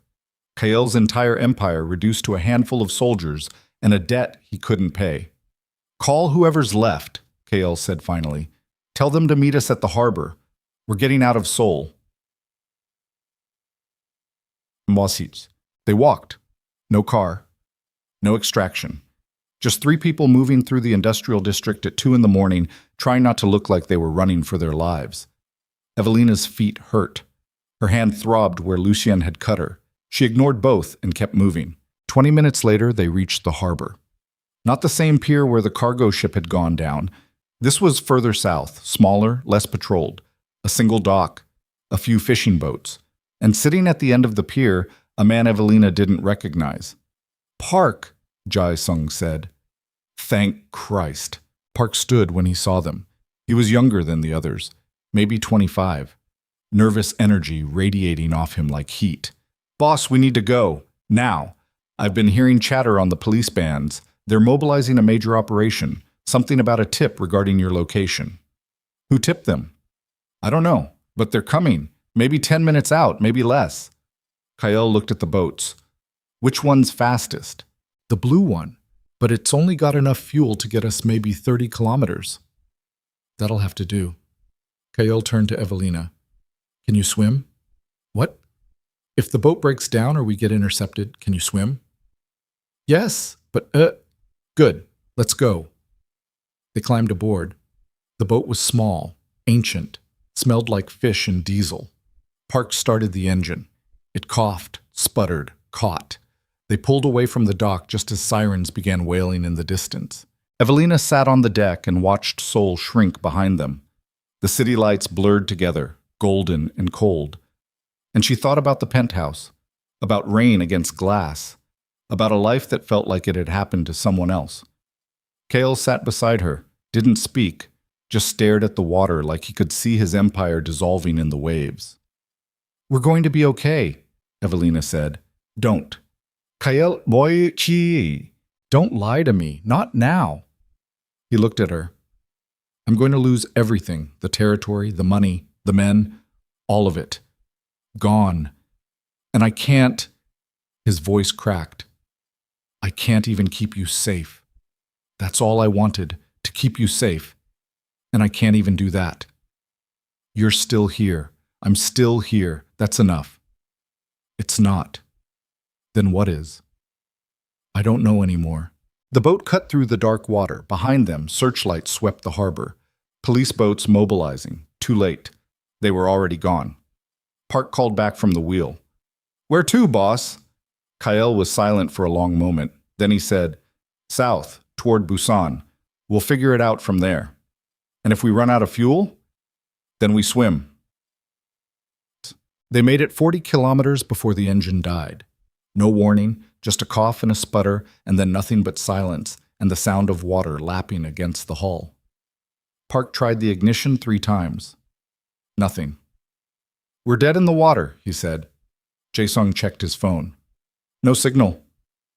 How far to shore? Maybe 5 kilometers, if we're lucky. And if we're not? 10. Maybe more. Kael stood, looked at the horizon. Dawn was breaking, gray and cold. We swim. Boss, that's suicide. The water's freezing. We'll get maybe a kilometer before hypothermia. Then we die trying. I'm not sitting here waiting for the Coast Guard to pick us up. Evelina grabbed his arm. There has to be another way. There isn't. Kael, I'm not going to prison, Evelina, and I'm not letting them take you. He cupped her face. His hands were cold. If we have to die out here, at least we die together. At least we die free. She wanted to argue, wanted to tell him that freedom wasn't worth drowning for, but she looked at his face and saw that he'd already made the decision. Had probably made it hours ago, back in the warehouse when Nakamura laid out the impossible debt. This was the only ending Kael could see, The only one that didn't involve chains or betrayal or watching her get sold to pay his debts. Okay, she said. Okay? If we're dying, we die together. Something that might have been relief flickered across his face. He kissed her forehead. Then he turned to Park and Jae-sung. You two swim for shore, try to make it. Get out of the country if you can. What about you? Jae-sung asked. We'll follow, just slower. Boss, that's an order. Jae-sung looked like he wanted to argue, looked at Evelina, looked back at Kael, finally nodded. It's been an honor. Likewise. Jae-sung and Park stripped down to their undershirts, jumped. The water swallowed them whole. For a moment, Evelina couldn't see them. Then their heads broke the surface, and they were swimming. Strong, steady strokes toward the distant shore. Kael and Evelina stood on the deck and watched them go. How long do we have? She asked. Before hypothermia? Maybe 20 minutes, maybe less. That's not much time. No. What do we do? We swim. We die. We hope there's something on the other side. Evelina looked at the water. It was black, endless, the kind of cold that would steal the breath from your lungs before you even realized you were drowning. She thought about her father, tied to a chair, confessing his betrayal. Thought about Lucien's knife against her palm. Thought about Nakamura's cold eyes and Kael's empire crumbling like sand. I'm not ready, she said. Neither am I. I wanted more time. So did I. Her voice broke. I wanted a life with you, a real one. Not running, not hiding, just us. Somewhere quiet. Somewhere we could breathe. Kael pulled her close. She buried her face in his chest and tried not to cry. Failed. His shirt was soaked with her tears within seconds. I'm sorry, he said into her hair. For all of it. For being the kind of man who destroys everything he touches. For loving you when I should have stayed away. Don't. She pulled back, looked at him. Don't you dare apologize for loving me. That's the only good thing either of us did in this whole mess. The only real thing. It wasn't enough. It was everything. They kissed, slow and desperate and final. When they pulled apart, the sun was rising behind the clouds, turning the water from black to gray. Ready? Kael asked. No. Me neither. They were about to jump when Evelina heard it. A sound, distant, growing louder. She turned. A boat. Coming fast. White hull. Korean characters on the side, police markings. Shit, Kael said. The boat was maybe 200 meters away, closing fast. Evelina could see figures on deck. Weapons. Loudspeakers crackling to life. Kael Draven! The voice boomed across the water in Korean, then English. This is the Korean Coast Guard. You are under arrest. Remain where you are. Kael's hand found hers, squeezed. Jump now or surrender, she asked. Jump. Always jump. They were about to go over the side when a second boat appeared. This one was black. No markings. It cut between them and the Coast Guard vessel, and suddenly there was shouting and gunfire and chaos. What? Evelina started. The black boat pulled alongside. A door opened. Minho leaned out. Get in, he shouted. Now! Kael didn't hesitate. Grabbed Evelina and practically threw her across the gap. She landed hard on the deck of the black boat. Kael jumped after her. The boat was already moving, pulling away from the fishing vessel, from the Coast Guard, from everything. Evelina sat up. Her ribs hurt where she'd hit the deck. What's happening?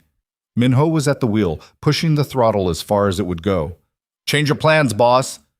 Where the hell were you? Kael demanded. Following orders. You told me to get her out if things went wrong.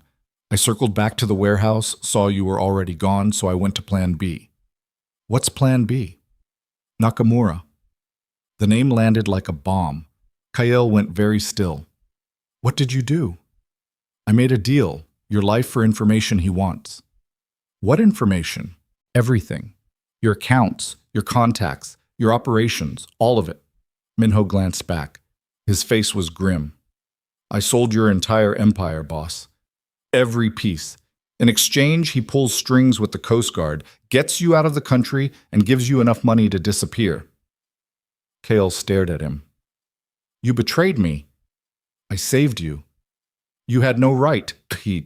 You were about to jump into freezing water and die. Minho's voice cracked. I've been with you for 8 years, boss. 8 years of watching you build this empire, watching you turn into something cold and hard and untouchable. And then she showed up. He gestured at Evelina. And suddenly you were human again. You cared about something, someone. And I realized that's all you ever wanted, not the empire, not the money, just someone to love who'd love you back. So you took everything from me. I gave you a chance to live. Minho turned back to the wheel. Nakamura's got a plane waiting in Gimpo, fake passports, cash, enough to get you to Southeast Asia and disappear. You've got maybe 2 hours before he changes his mind. Kael slumped against the railing.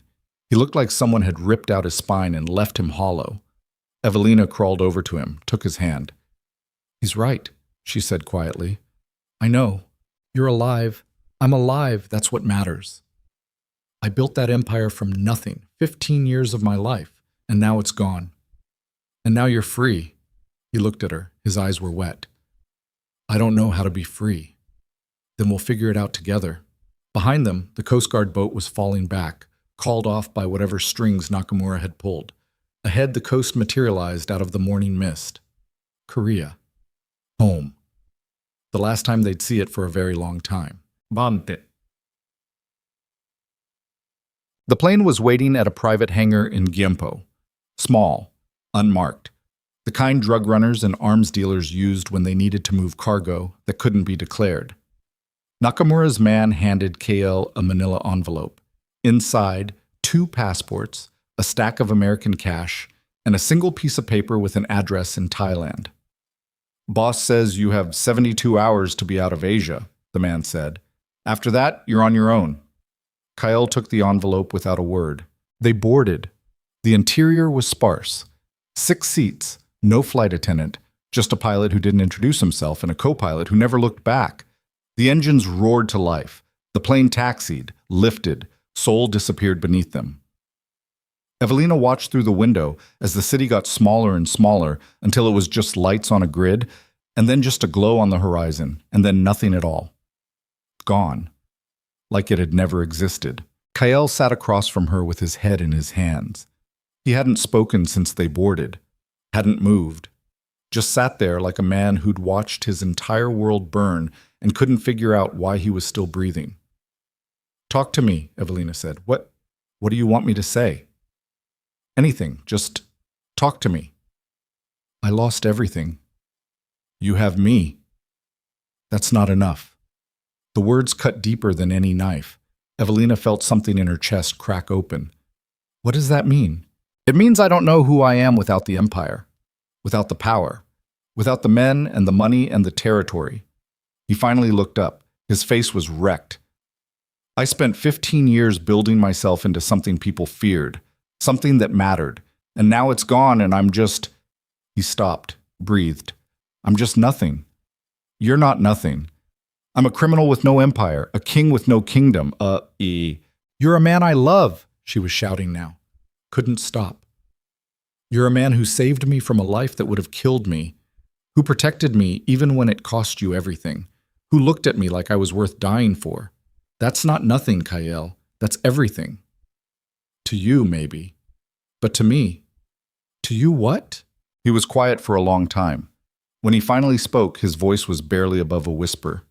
To me, the empire was proof that I was worth something, that I dragged myself out of nothing and built something that mattered. And without it, I'm just... His voice broke. I'm just some kid from the gutters who got lucky for a while and then lost it all. Evelina crossed the aisle, knelt in front of him, took his face in her hands. Listen to me, she said. You are not defined by what you lost. You're defined by what you choose to do next. And right now, you get to choose something no one in your position ever chooses. You get to choose freedom. You get to choose peace.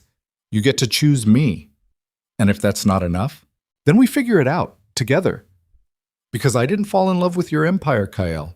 I fell in love with you, the man who sat in that mountain estate and told me he wanted to come home to someone who wasn't afraid of him, the man who knelt in that warehouse and begged for my life, the man who's sitting here right now, broken and bleeding and still trying to protect me even though he thinks he's failed. That man is worth more than any empire. Kael's hands came up to cover hers. He was crying, actually crying. She'd never seen him cry before, didn't think he was capable of it. "I don't know how to do this," he said.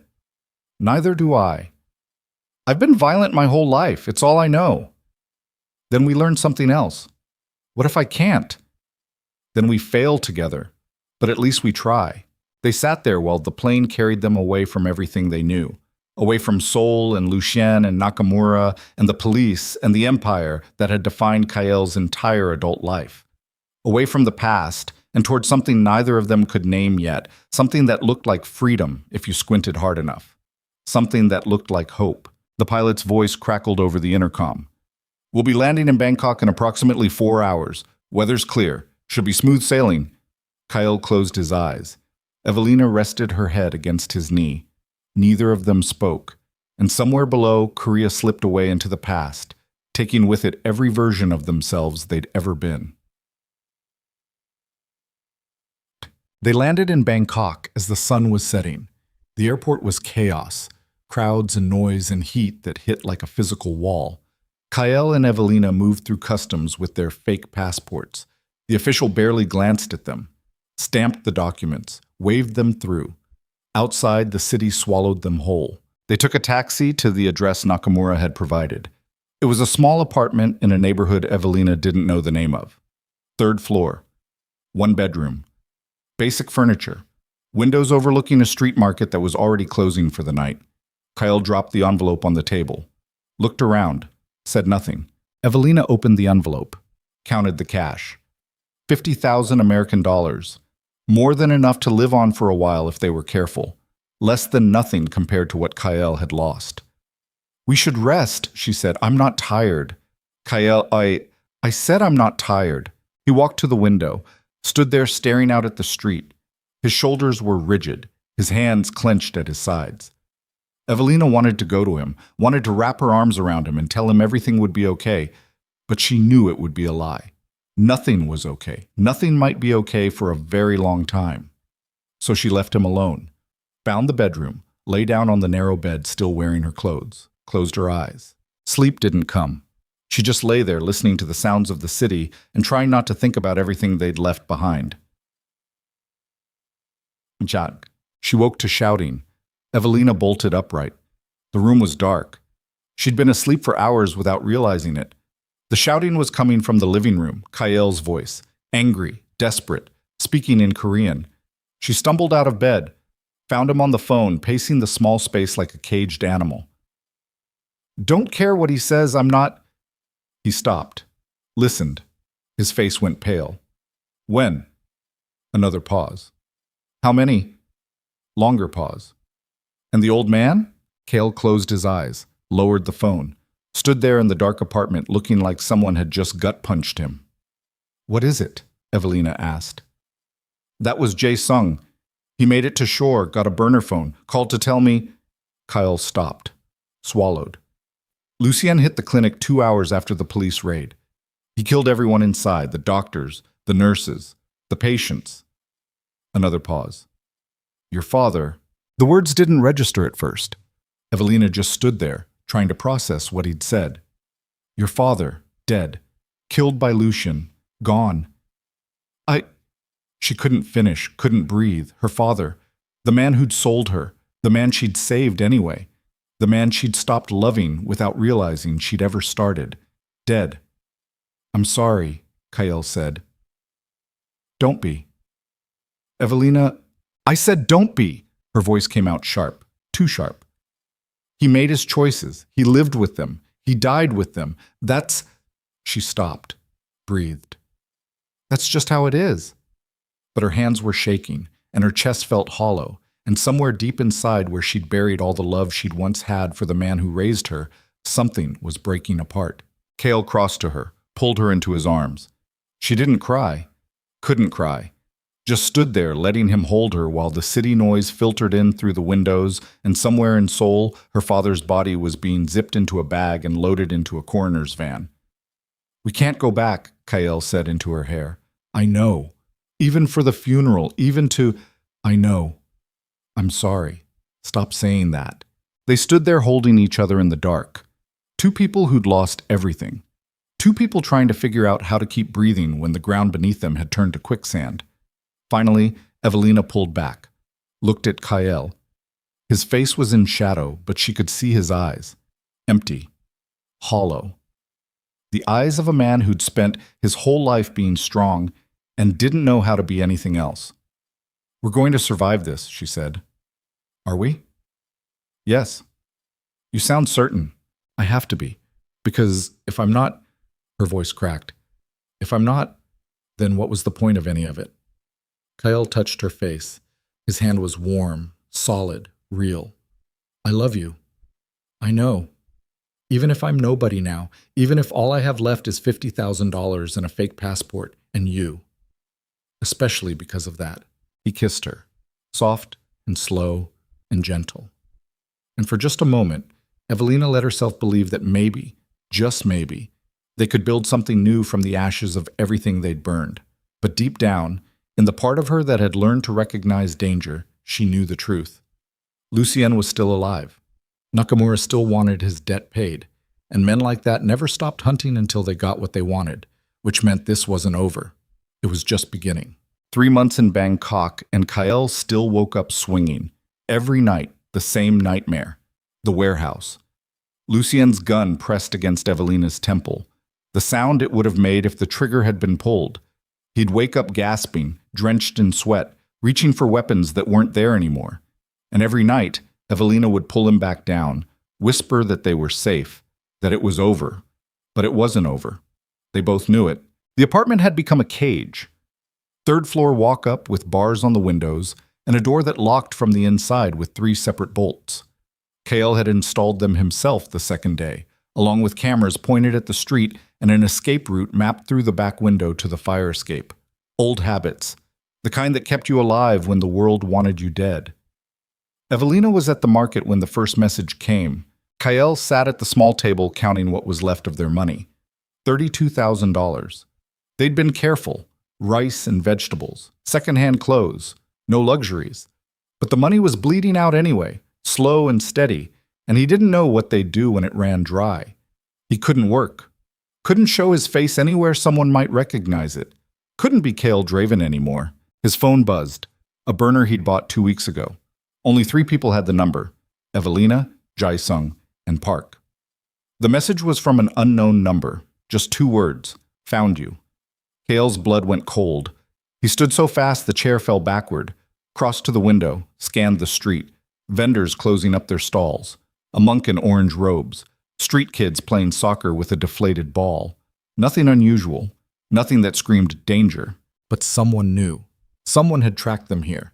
And if they'd sent a message instead of just coming in guns blazing, it meant they wanted something. The phone buzzed again. Rooftop. Across the street. Come alone or she dies screaming. Kael looked up. The building across from them was 5 stories. Flat roof. Perfect vantage point. He couldn't see anyone, but that didn't mean they weren't there. His mind raced. Evelina was at the market 3 blocks away. She'd be back in maybe 20 minutes. If this was a trap, and it was definitely a trap, he had 20 minutes to deal with it before she walked into whatever hell was waiting. He grabbed the knife from the kitchen drawer. Only weapon he had. Slipped it into his belt. Checked the street one more time. Then he left the apartment, locked the door behind him, and crossed to the building opposite. The stairs were concrete and narrow. Garbage piled in the corners. The smell of piss and rotting food. Kael took them 2 at a time, knife in hand, every sense screaming that this was stupid, that he should run, that walking into an obvious trap was exactly how people died. But if someone had eyes on Evelina, he didn't have a choice. The rooftop door was propped open with a brick. Kael stepped through. The roof was empty except for satellite dishes and laundry lines and a water tank rusting in the corner. And Lucien Voss, sitting on the ledge with his legs dangling over the edge like he didn't have a care in the world. Kael stopped. The knife felt useless suddenly. Lucien had a gun in his lap. Didn't even bother pointing it, just sat there smiling. Took you long enough, Lucien said. How did you find me? Does it matter? Lucien gestured at the city sprawling below them. Bangkok. Good choice. Easy to disappear here. Lots of tourists, lots of cash transactions, no extradition treaty with Korea. Smart. He tilted his head. But not smart enough. Kael stayed near the door, kept the distance between them. What do you want? To talk. People who want to talk don't send threatening messages. People who run away don't get polite invitations. Lucien stood, tucked the gun into his belt. Relax. If I wanted you dead, you'd be dead. I'm here to make an offer. I'm not interested. You haven't heard it yet. Don't need to. Whatever it is, the answer's no. Lucien laughed, actually laughed. You really think you're in a position to refuse? You've got, what, $30,000 left? Maybe less? No income, no prospects. No way to make legitimate money because you can't use your real name. You're bleeding out slowly, Draven, and when the money runs out, what then? You go back to Seoul? You try to rebuild? Both of you end up dead within a week. Better than working for you. I'm not asking you to work for me. I'm offering a partnership. Pass. You haven't even heard the terms. Don't care. Lucian's smile faded. Nakamura's still looking for you. Did you know that? He gave you 72 hours to get out of Asia. You're 3 months past deadline. Every day you stay, you're insulting him, and Nakamura doesn't forget insults. How is that your problem? Because I made it my problem when I bought your debt from him. The words landed like a bomb.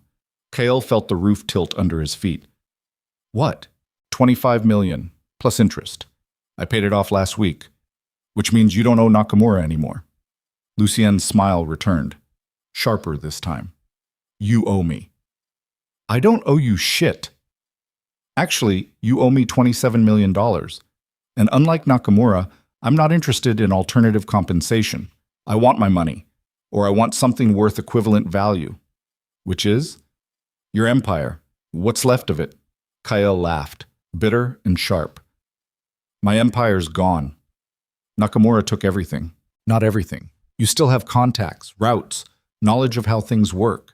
You know who can be bought, who can be threatened, who needs to disappear. That's worth more than money. Lucien stepped closer. Here's the deal. You come back to Seoul, work for me, rebuild your operation under my banner, do it for 5 years, and we call the debt even. And if I refuse, then I kill your wife, slowly, while you watch. Then I kill you. Then I find everyone you ever cared about, and I burn them out of existence. Kael's hand went to the knife. Lucien noticed, didn't move. Go ahead, Lucien said. Try it. See what happens. You're alone up here. Am I? Lucien gestured at the surrounding rooftops. I've got 6 men positioned within firing range.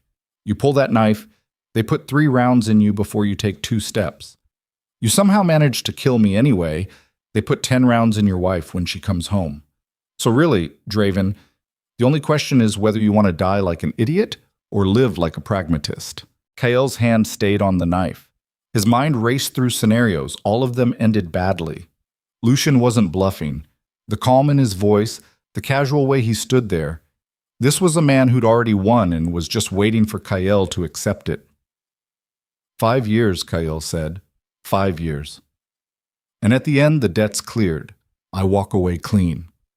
You and your wife both. I'll even throw in new identities, better than the ones you're using now. How do I know you won't just kill us anyway? You don't. But what choice do you have? Kael looked at the city below, thought about Evelina at the market, buying vegetables for dinner, pretending their life here was sustainable. Thought about the $32,000 that would be gone in 6 months.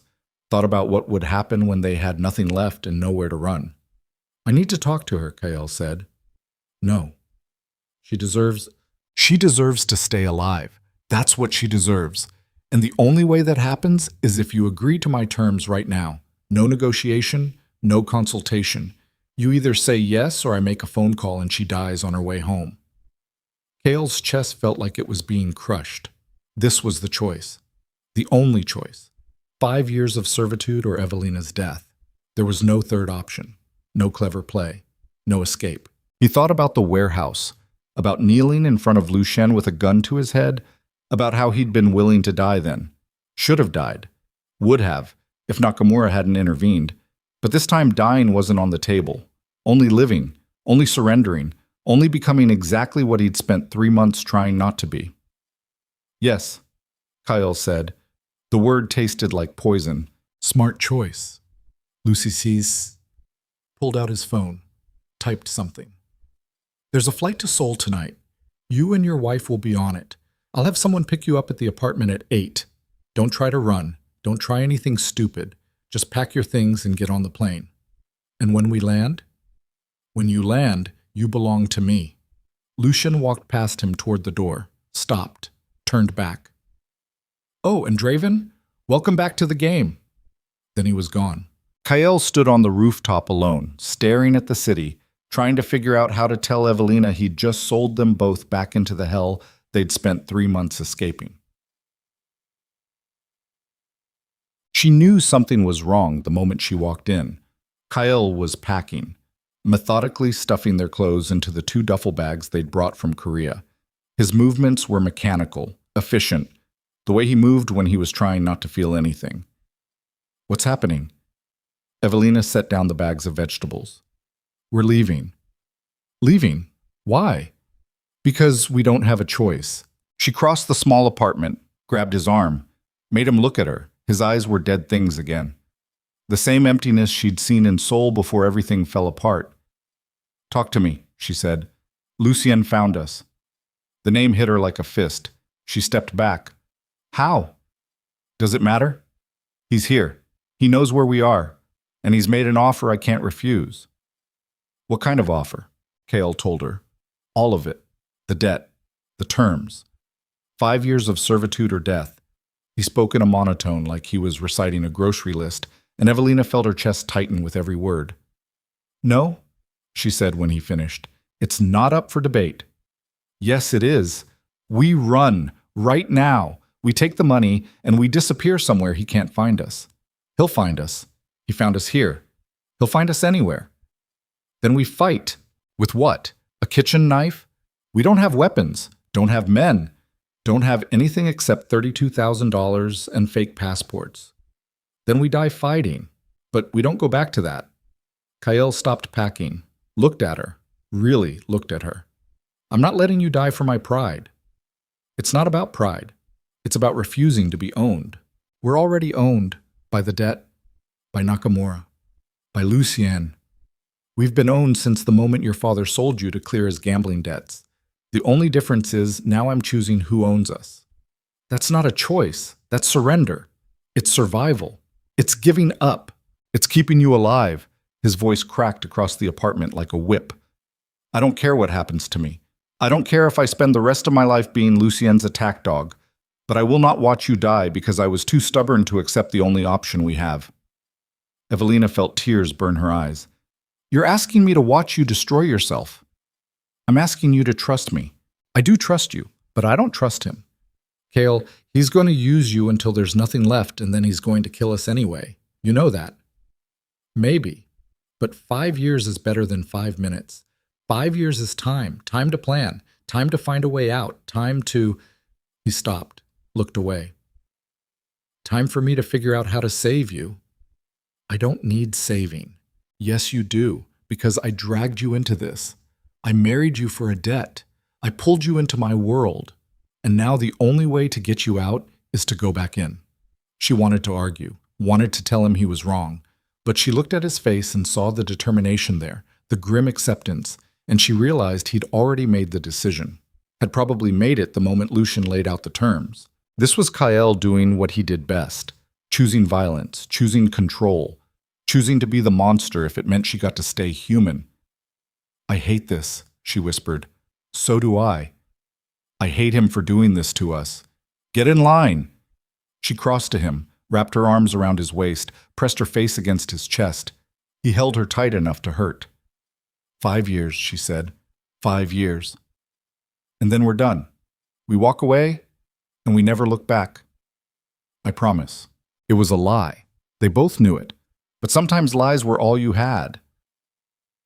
The flight to Seoul was 6 hours. Lucien had booked them first class. Some kind of sick joke, probably. Making them comfortable while leading them back to slaughter. Evelina sat by the window and watched Thailand disappear beneath the clouds. Kael sat beside her with his eyes closed, but she knew he wasn't sleeping. Just pretending, just trying to find some quiet before the storm. They landed at Incheon at 3 in the morning. Customs waved them through without questions. Someone had greased the wheels, someone with power. Outside, a black car waited, same kind Kael used to ride in when he was still a king. The driver didn't speak, just opened the door and waited. They got in. The drive through Seoul felt surreal. Everything looked the same, the neon, the traffic, the endless sprawl of a city that never slept. But Evelina felt like a ghost, like she'd died 3 months ago, and this was some cruel afterlife where she had to relive her worst moments on repeat. The car stopped in front of a building she didn't recognize. High-rise, modern, glass and steel. The driver got out, opened their door. "Top floor," he said. First words he'd spoken the entire drive. They took the elevator up. It opened directly into a penthouse. Not Kael's old one. This was Lucien's. All sharp edges and cold surfaces and floor-to-ceiling windows overlooking the city that used to belong to Kael. Lucien stood by the window with a drink in his hand. He turned when they entered, smiled. "Welcome home." Kael said nothing, just stood there with his hands at his sides, jaw clenched. "Your apartment is 2 floors down," Lucien continued. "It's furnished, comfortable. I think you'll find it adequate. You start work tomorrow. I've scheduled a meeting with what's left of your old crew, Jae-sung Park, a few others who managed to stay off the radar. They'll fill you in on current operations." "And if I refuse?" Kael asked. "Then I shoot your wife in the head right now and throw her body off this balcony." Lucien said it casually, like he was discussing the weather. "Your choice." Evelina felt her breath catch. Kael's hand found hers, squeezed. "I'll be there," he said. "Good. Oh, and one more thing." Lucien gestured to someone Evelina hadn't noticed. A woman stepped out of the shadows. Young, beautiful, hard eyes. "This is Minji. She'll be staying with you. Consider her a liaison. She'll make sure you follow the rules." "You mean a guard," Kael said. "I mean whatever makes you feel better about it." Lucien finished his drink, set down the glass. "Now get out, both of you. I'll see you tomorrow." They were dismissed like servants, escorted back to the elevator by Minji, who didn't speak, didn't smile, just watched them with eyes that had seen too much death to be impressed by anything. The apartment 2 floors down was exactly what Lucien had promised. Furnished, comfortable. A cage with nice curtains. Minji showed them around, pointed out the cameras hidden in the corners, the locks that only opened from the outside, the windows that didn't open at all. "Bathrooms there," she said. "Kitchen's stocked. You need anything, you ask me. You don't leave without permission. You don't make phone calls without approval. You don't do anything without me knowing about it." She looked at Kael. "Break the rules and she pays for it. Understand?" Kael nodded. Minji left. The door locked behind her with a heavy click. Evelina sat on the couch, looked around at their new prison, laughed. It came out broken and slightly hysterical. "What?" Kael asked. "This. All of this. 3 months ago we were in Seoul running for our lives. Then we were in Bangkok pretending to be normal.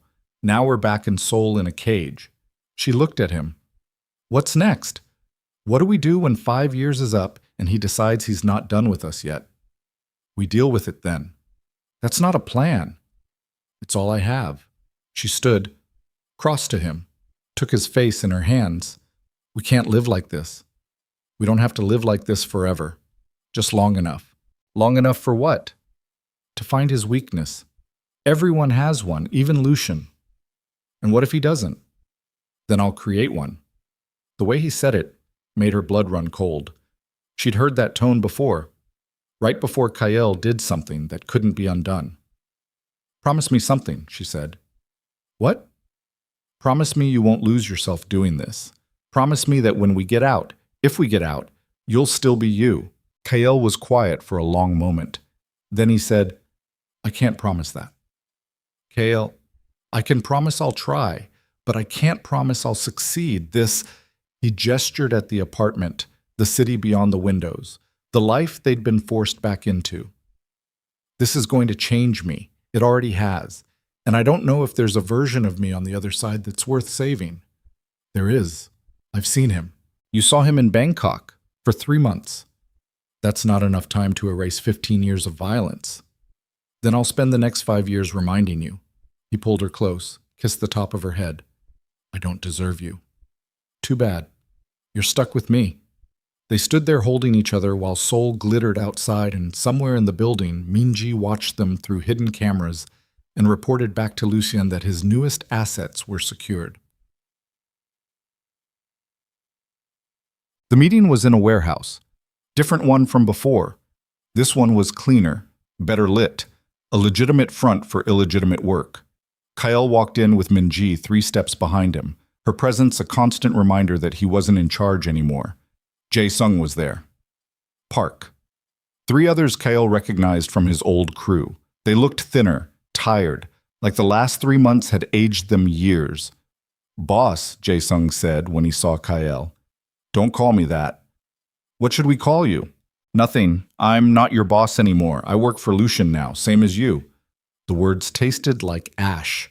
Jae-sung's face fell. Park looked away.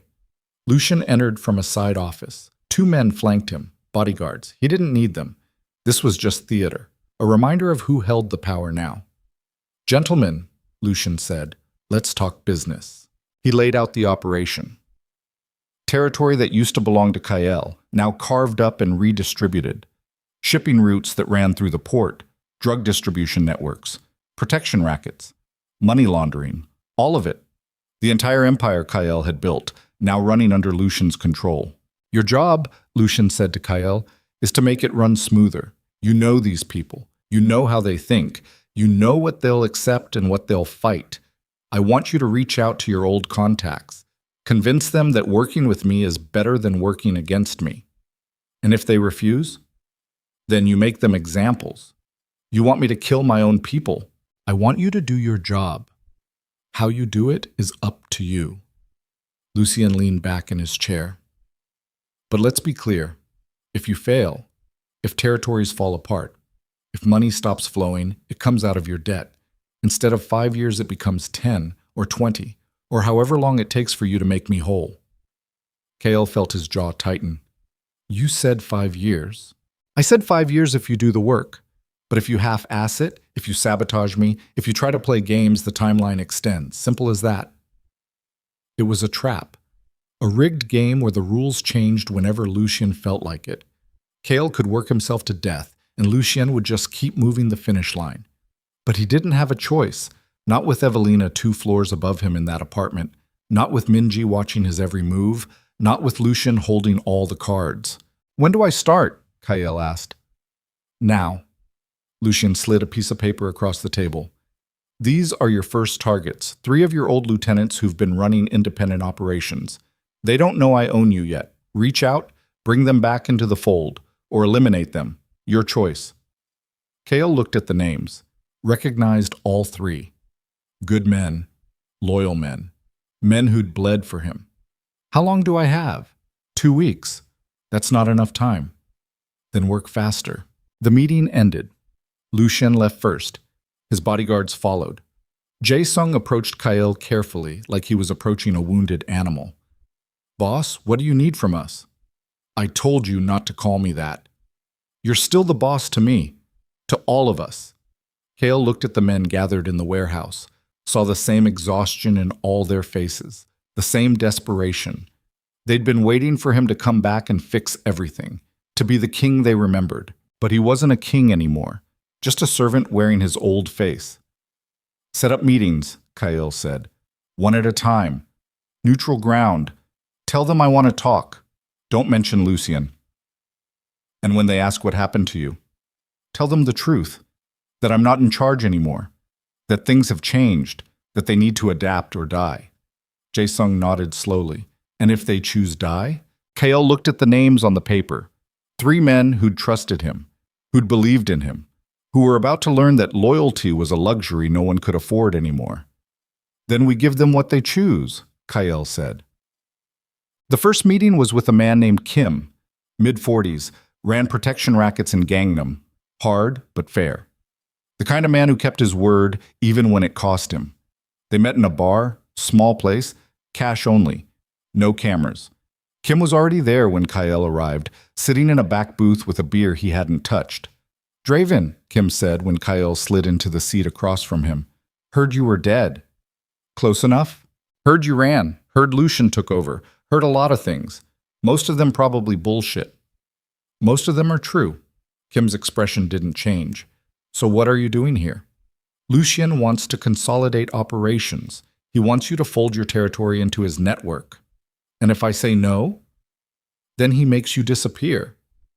He send you here to threaten me? He sent me here to give you options." Kim laughed, bitter. "Options, right. Work for the man who destroyed you or die. Some options. It's more than most people get. It's a choice between two kinds of death." Kim leaned forward. "You know what the difference is between you and me, Draven? You let someone else make your choices. I don't. So here's my answer. Tell Lucian to go to hell. Tell him I'll die before I work for him. Tell him—" The gunshot was so loud in the small bar that Evelina heard it 2 blocks away. She was walking with Min-ji. Not by choice, Min-ji had decided Evelina needed fresh air, which really meant Min-ji wanted to make sure Evelina understood she was being watched every second. They'd just passed a corner store when the shot rang out. Evelina stopped, turned toward the sound. Min-ji grabbed her arm. "Keep walking." That was gunfire. "Not your concern. If Kael's— he's fine. Now move." But Evelina pulled free, started running toward the bar. Min-ji swore and followed. They reached the door just as Kael was walking out. He had blood on his hands. His face was blank, empty, the look of a man who'd just crossed a line he could never uncross. "Kael," Evelina said. He looked at her like he didn't recognize her for a moment. Then his eyes focused. "You shouldn't be here." "What happened?" "Nothing. Let's go." "Kael," I said, "let's go." He walked past her. Min-ji smirked. Evelina stood there trying to process what she'd just seen. The blood, the emptiness, the way Kael had looked through her instead of at her. Inside the bar, she could hear shouting, someone calling for help, someone crying. She knew without seeing it that Kim was dead, that Kael had killed him, that the first name on Lucian's list had been crossed off, and there were 2 more to go. The second meeting went the same way. A man named Cho ran smuggling operations through the port. He said no. Kael shot him in a parking garage and left the body in the trunk of his own car. The third was a woman named Lee. She ran loan sharking operations in Itaewon.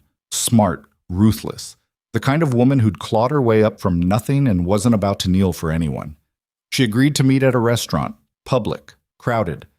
Thought it would keep her safe. Kael sat across from her in a booth by the window, ordered tea he didn't drink, laid out the same offer he'd given the others. Lee listened. Then she said, "I heard about Kim and Cho." "Then you know what happens if you refuse." "I also know you. You're not a killer, Draven. Not like this. Not execution style in back alleys and parking garages. People change." "Not that much. Not that fast." Lee leaned forward. "What's he got on you? Lucian, what's he threatening?" Kael said nothing. "Your wife," Lee said, realization dawning. "He's got your wife. That's why you came back. That's why you're doing this. It doesn't matter why. It matters to me. Because if you're doing this to save her, then you're not doing it because you believe in it, which means there's still a part of you that wants out. There's no out. Not for me. Not anymore. There's always an out. You just have to be willing to pay the price. I've already paid." "No. You've surrendered. There's a difference." Lee stood. "I'm not going to work for Lucian, but I'm also not going to make you kill me. So here's what's going to happen. You're going to tell him I agreed. You're going to forge whatever documents he needs. You're going to buy yourself time. And when you're ready to actually fight back instead of just surviving, you come find me." She walked out of the restaurant, left Kael sitting there with cold tea and a choice that shouldn't have been a choice at all. He could shoot her in the back, right now, in front of all these people. It would be messy and loud and wrong, but it would fulfill Lucian's terms. Or he could let her walk, lie to Lucian, risk everything on the hope that maybe, just maybe, Lee was right and there was still a way out. His hand went to the gun tucked in his belt. Lee reached the door, pushed it open, looked back one time. Their eyes met. Kael let her go from back. He told Lucian that Lee agreed, forged her signature on the documents, reported that all 3 targets had been successfully brought into the fold. Lucian seemed satisfied, didn't question it, just nodded and moved on to the next set of orders. But Minji knew. Kael could see it in her eyes. She'd been watching, had probably followed Lee after she left the restaurant, knew that Kael had let her walk. She didn't say anything, not to Lucian, not to Kael, just watched him with those hard eyes, and waited. 2 days later, Lee's body turned up in the Han River. 3 bullets in the back of the head. Professional hit. Kael heard about it from Jae Sung, felt something inside him crack apart. Lee had been right. There was always an out. But the price was death, and now she'd paid it because he'd been too weak to pull the trigger himself. He went back to the apartment, found Evelina making dinner, something simple, rice and vegetables. She looked up when he entered, saw his face, set down the knife. What happened? Lee's dead. Who's Lee? Someone I should have saved. Evelina crossed to him, took his hands. They were shaking. Tell me. So he did. All of it. Kim, Cho, Lee. The choices that weren't really choices. The lie he'd told Lucian. The way Min-ji had looked at him when Lee walked out alive. Lucian had her killed, Kael said, to teach me a lesson, to show me what happens when I don't follow through. It's not your fault. Yes, it is. I let her walk. I thought, his voice cracked, I thought there was still a way to be human, to make choices that didn't end in blood. But there isn't. Not here. Not anymore. Kael, I'm becoming the monster again, Evelina. The thing I was before you.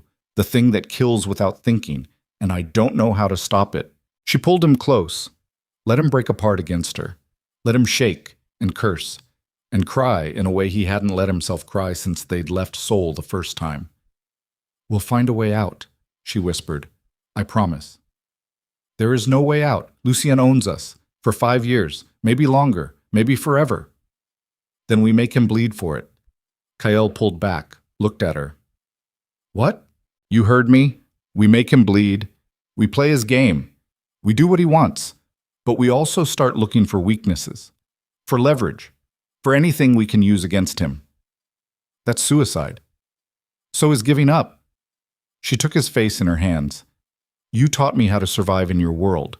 Now, let me teach you how to fight in it. Not with guns, not with violence, with patience, with planning, with making him think he's won until the moment we take everything from him. You're talking about war.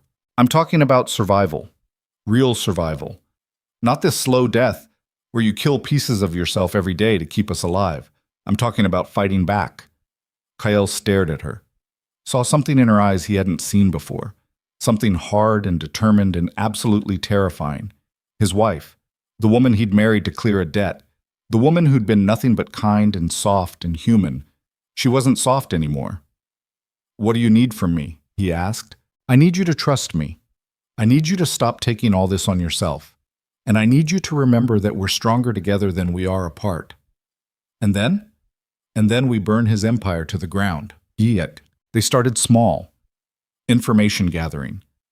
Kael already had access to Lucian's operations, knew the territories, the money flows, the weak points. He started feeding information to Evelina. She started building a map, connections, dependencies, places where everything could fall apart if you knew where to push. Minji noticed, started asking questions. Kael deflected, said he was just being thorough, doing his job, making sure operations ran smoothly. But at night, when the cameras couldn't see, he and Evelina planned. They mapped out 5 years' worth of patience. 5 years of slowly poisoning Lucian's empire from the inside. 5 years of making themselves indispensable while secretly making him vulnerable. It was insane. Impossible. The kind of plan that would get them both killed if anyone found out. But it was better than surrender. 3 months into Kael's servitude, Lucian called a meeting. All the major players.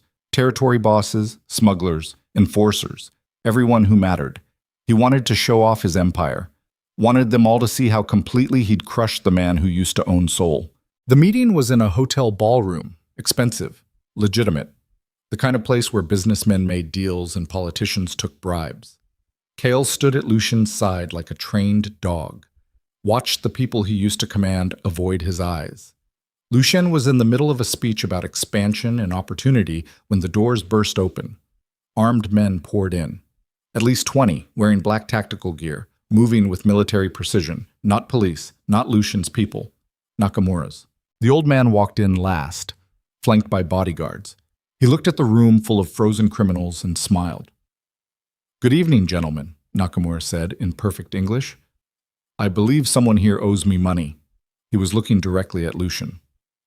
"We had an arrangement," Lucian said carefully. "We did. I sold you Draven's debt, 27 million. You paid me 25. That was the agreed price." "No, that was the discounted price for a valued partner. But it seems you've been operating in territories we agreed you'd stay out of. Busan, Incheon, my territories." Nakamura's smile disappeared. "So the discount is void.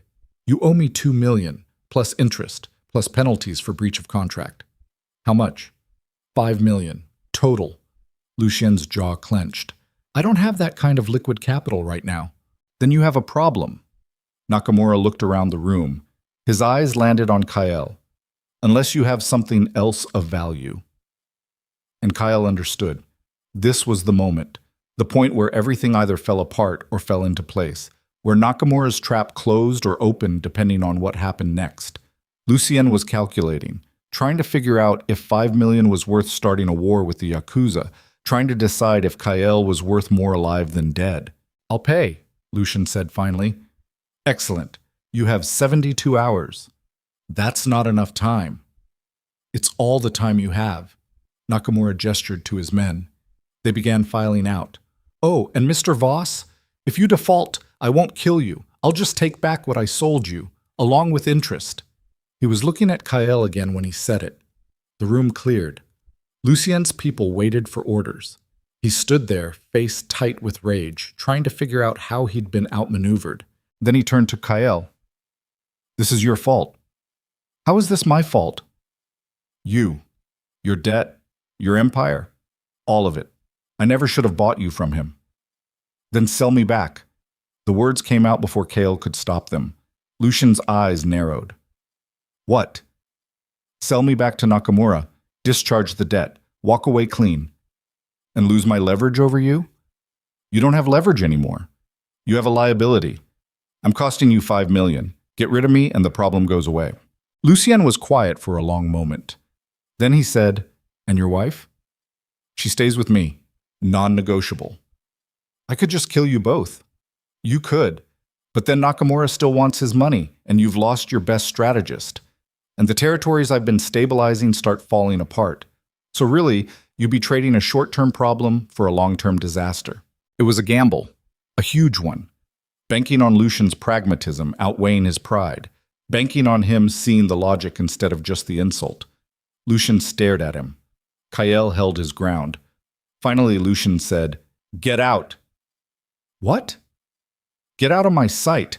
You have 72 hours to arrange the transfer with Nakamura. If you're not gone by then, I kill your wife and mail you the pieces." Kael didn't wait for him to change his mind, just turned and walked out of the ballroom, through the hotel, into the street, didn't stop until he was 6 blocks away and his lungs were burning. Evelina was waiting in the apartment when he got back. Minji was gone, door unlocked, cameras off. "What happened?" Evelina asked. Kael told her. Everything. The meeting, Nakamura, the offer he'd made to Lucian. "So we're going back to Nakamura," Evelina said slowly. "Looks like it. That's not better. That's just trading one master for another." "Maybe, but Nakamura's old, traditional. He plays by rules. Lucien doesn't." "You really think he'll let us go after 5 years?" "I think he'll honor the contract if we honor it. And I think—" Kael stopped, looked at her. "I think it buys us time to plan something better." Evelina nodded slowly. "Okay. Okay. We've been traded twice now, sold like property. I'm tired of being property. So whatever we have to do to get free, Really free.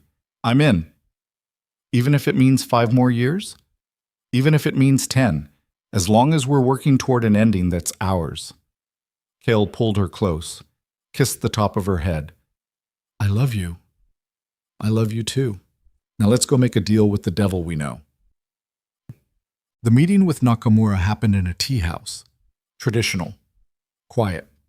The old man sat on cushions with his back straight and his hands folded. Kael and Evelina knelt across from him. You want to come back, Nakamura said. Not a question. Lucien wants to sell me back. I'm here to negotiate terms. Terms? Nakamura poured tea, offered it to Evelina first. You don't get to negotiate terms. You get to accept what I offer. Then what are you offering? 5 years? Same as before. You work. You pay down the debt. At the end, you're free. And my wife? She stays with you, but she also works. Evelina spoke for the first time. Doing what? You speak 4 languages. You understand Western business. I need someone who can negotiate with European contacts, someone who doesn't look like a criminal. Nakamura sipped his tea. You'll be valuable. And if I refuse, then you both go back to Lucien. I withdraw my offer. You die in some alley within a week. Evelina looked at Kael. He gave a tiny nod. 5 years, she said. 5 years, Nakamura confirmed.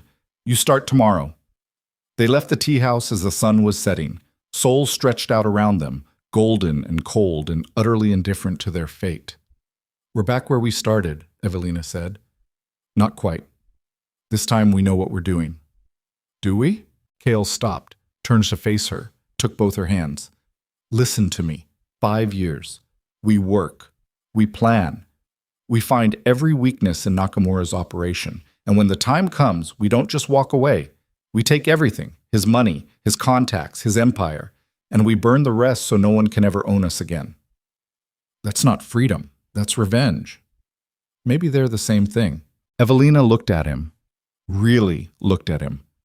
Saw the man who'd bought her to save her. The man who'd loved her enough to destroy himself. The man who was standing here promising her a future built on ashes and blood. Okay, she said. Okay? 5 years. We play the game, and then we end it. They sealed it with a kiss. Right there on the street with Seoul burning around them and their future a question mark written in violence. And somewhere in the city, Lucien received word that his asset had been transferred. And somewhere else, Nakamura made a note in his ledger. 2 names. Kael Draven, Evelina Cross. 5 years. The clock started now. 4 years and 11 months. That's how long it took. 4 years and 11 months of Kael working Nakamura's operations with the precision of a surgeon and the patience of a snake. 4 years and 11 months of Evelina negotiating with European contacts, learning the business from angles Kael had never considered, building relationships that looked legitimate on paper and were anything but underneath. 4 years and 11 months of playing the role of loyal servants while documenting every transaction, every contact, every weakness in the old man's empire. They lived in a small house in Seoul, not a cage this time. Nakamura didn't believe in cages. He believed in obligation, in honor, in the weight of debt that couldn't be outrun. The house was modest but comfortable. 2 bedrooms, a garden Evelina tended when she needed to think. No cameras, no guards. Just the understanding that running would cost them everything. Kael had changed. The violence was still there, would always be there. But it was controlled now, surgical. He'd learned to kill when necessary and negotiate when possible. Had learned that power wasn't just about fear, it was about knowing which pressure points to push and which to leave alone. Evelina had changed too. The soft edges were gone. She'd learned how money moved through the world, how to read people, how to smile while calculating exactly how much a person was worth and what they'd give up to get what they wanted. She'd become the kind of woman who could sit across from arms dealers and drug manufacturers and make them believe she was just a legitimate businesswoman facilitating legitimate trade. They'd become what they needed to be. And in the process, they'd mapped every inch of Nakamura's empire. 3 weeks before their contract ended, Kael met with Jae-sung in a coffee shop in Gangnam. Public, crowded, safe. It's ready, Jae-sung said quietly. Everything you asked for. Bank account numbers, property deeds, contact lists, shell corporation structures. All of it. How many copies? 5. Different locations, different formats. If one gets found, the others stay hidden. Good. Kael sipped his coffee. It was too sweet, but he drank it anyway. What about the others? Park's in. Minho too. Lee's nephew is on board. Says his aunt would have wanted this. Kael felt something twist in his chest at that. Lee. The woman he'd let walk. The woman who'd died because he'd been too weak to pull the trigger himself. How many total? He asked. 12. All people you worked with before. All people who remember what it was like when you were in charge. 12 against Nakamura's entire organization. 12 who know the terrain, who know his routines, who can move fast when the time comes. Jae-sung leaned forward. You taught me that numbers don't matter as much as timing. You taught me that one person in the right place at the right time can collapse an entire empire. I also taught you that people die when empires collapse. I know. We all know. We're doing it anyway. Kael studied the younger man's face, saw the determination there, the loyalty that hadn't died even after everything. Why? Because you're still the boss. You've always been the boss. This, Jae-sung gestured vaguely at the city beyond the coffee shop windows. This is just temporary. We've been waiting for you to remember that. I haven't forgotten. I just got realistic about the odds. Fuck the odds. We're doing this. Kael almost smiled. Almost. 3 weeks. We move 3 weeks from today, the day after my contract ends. Why wait? Because Nakamura's old school. He'll honor the contract. When it's over, he'll expect me to either renew or walk away clean. That moment, when he thinks he's won or lost depending on my answer, that's when he'll be vulnerable. And if he tries to kill you instead, then we move up the timeline. They finished their coffee. Separated. Kael walked home through streets he had walked 1,000 times. Every corner held a memory. Every building had a story. Seoul had been his city once. He'd owned it through fear and violence and the kind of respect that came from being willing to do things other men wouldn't. Now it was Nakamura's city, but not for much longer. Mak.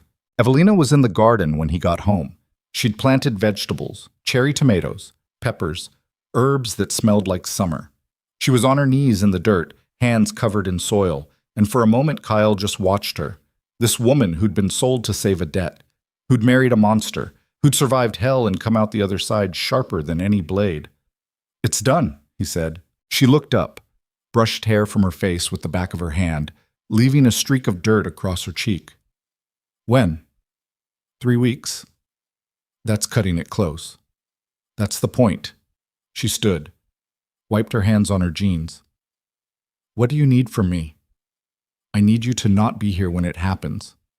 Absolutely not. Evelina, I said no. We started this together. We end it together. If this goes wrong, then we die together. We've been over this. She crossed to him, took his hands despite the dirt. I didn't spend 5 years learning this business just to run when things get dangerous. I'm not that woman anymore. You made sure of that. I didn't mean to. Yes, you did. You needed a partner, someone who could stand beside you in this world instead of behind you. So you taught me, and now you're stuck with me. Kael pulled her close. She smelled like earth and jasmine. I'm sorry. For what? For dragging you into this life. For turning you into someone who has to think about violence and betrayal and survival instead of normal things. What are normal things? I don't know. Whatever people who aren't us think about. She laughed against his chest. We were never going to be normal. From the moment my father sold me, normal stopped being an option. At least this way I got to choose what I became instead of having it chosen for me. And what did you become? Your wife. Your partner. Someone who knows how to fight back. She pulled away enough to look at him. That's more than I ever thought I'd be. The next 3 weeks were the longest of Kael's life. Every morning he woke up expecting Nakamura to know, to have figured it out, to send men to the house with guns and orders. But every morning was quiet. Just routine, just work, just the slow countdown to freedom or death. Evelina maintained her schedule, meetings with European contacts, negotiations over shipping routes and payment structures. She played her role perfectly, the legitimate face of illegitimate business. But at night, they planned, went over every detail, every contingency, every way this could go wrong. The house became a war room after dark, papers spread across the kitchen table, Evelina's neat handwriting documenting everything they'd need to remember. 1 week before the contract ended, Nakamura called Kael to his estate. It was the first time in 2 years. Nakamura usually conducted business through intermediaries, preferred distance. The summons made Kael's blood run cold. He knows, Evelina said when Kael told her. Maybe. Kael, if he knew I'd already be dead, this is something else. What? I don't know, but I'm going to find out. The estate was in the hills outside Seoul. Traditional architecture, beautiful gardens, the kind of place that looked peaceful right up until armed men appeared from behind manicured hedges. Kael was searched at the gate. Thoroughly. They took his phone, his knife, left him with nothing but the clothes on his back. Nakamura was in a tea room overlooking a koi pond. He looked older than Kael remembered, thinner, grayer. Time was catching up to him. "Draven-san," Nakamura said, gestured to the cushion across from him. "Sit." Kael sat, accepted the tea that was poured, waited. "Your contract ends in 1 week," Nakamura said. "Yes." 5 years. You've served well, better than I expected, honestly. Most men in your position would have tried something stupid by now. I'm not most men. No, you're not. Nakamura sipped his tea. I'm prepared to offer you a renewal. Another 5 years. Better terms, more autonomy. You'd essentially run the Korean operations with minimal oversight. Kael kept his face neutral. And if I refuse? Then you walk away clean. As agreed. I'm a man of my word, Draven-san. The debt is paid. You're free. It was a trap. Had to be. Men like Nakamura didn't let valuable assets walk away. But Kael couldn't see the angle, couldn't see where the knife was hiding. I need to discuss it with my wife, Kael said. Of course. You have until your contract ends to decide, but Draven-san, Nakamura set down his cup. Think carefully. Freedom is expensive, and the world outside my protection is very dangerous for a man with your history. The threat was subtle but clear. Walk away and you're on your own. No backing, no safety net, just you and every enemy you've ever made. Kael bowed slightly. I'll consider your offer carefully. See that you do. Oops. He told Evelina everything when he got home. She listened, processed, then said, It's a test. What? He's testing you to see if you'll stay loyal or if you've been planning something. If you refuse too quickly, he'll know you've been working an angle. If you accept too easily, he'll know you're lying. So what do I do? You negotiate. Ask for more money, better terms for me. Make him think you're actually considering it. String him along until the contract ends. Then we move. And if he doesn't buy it? Then we move early and hope 12 men is enough. It wasn't a great plan, but it was the only one they had. Kael called Nakamura the next day, said he was interested but needed better terms for Evelina. More money, official stake in the European operations. Made it sound like he was being greedy, like he'd forgotten what it meant to be free. Nakamura countered. Negotiations stretched over 3 days. Back and forth, numbers on paper, contracts being drafted. The whole time, Kael felt like he was walking a tightrope over a pit full of knives. 2 days before the contract ended, Nakamura agreed to all of Kael's terms. We'll sign the new contract the day after your current one expires, Nakamura said. Celebration dinner, here at the estate. Bring your wife, we'll make it official. Kael felt his stomach drop. Of course, we'll be honored. He hung up, looked at Evelina. We're out of time. What happened? He wants us at the estate in 2 days to sign a new contract. Then we move tonight. We're not ready. We're never going to be ready. But if we go to that estate, we're not coming back, you know that. She was right. This was Nakamura's play. Get them to the estate, isolated, controlled environment. Then either force them to sign or kill them if they refused. Maybe both. Call Jae-sung, Kael said. Tell him it's happening tonight. Matas. The plan was simple in theory, catastrophic in execution. Nakamura's empire ran on information. He had files on every operation, every contact, every dollar that moved through his network. Those files were kept in a secure location in Gangnam, a building that looked like a legitimate accounting firm. Armed guards, surveillance, but nothing Kael and his 12 couldn't handle if they moved fast. The real target was Nakamura himself. While Kael hit the files, Jae-sung would lead a secondary team to the estate. Not to kill the old man. That would be stupid. You killed Nakamura, someone worse would take his place. No, they'd take him alive, use him as leverage, force him to sign over control of his operations. Make it look legitimate. Make it stick. It required perfect timing, required luck, required a dozen things to go right and nothing to go wrong. They moved at midnight. Kael took Park and 3 others to the accounting firm.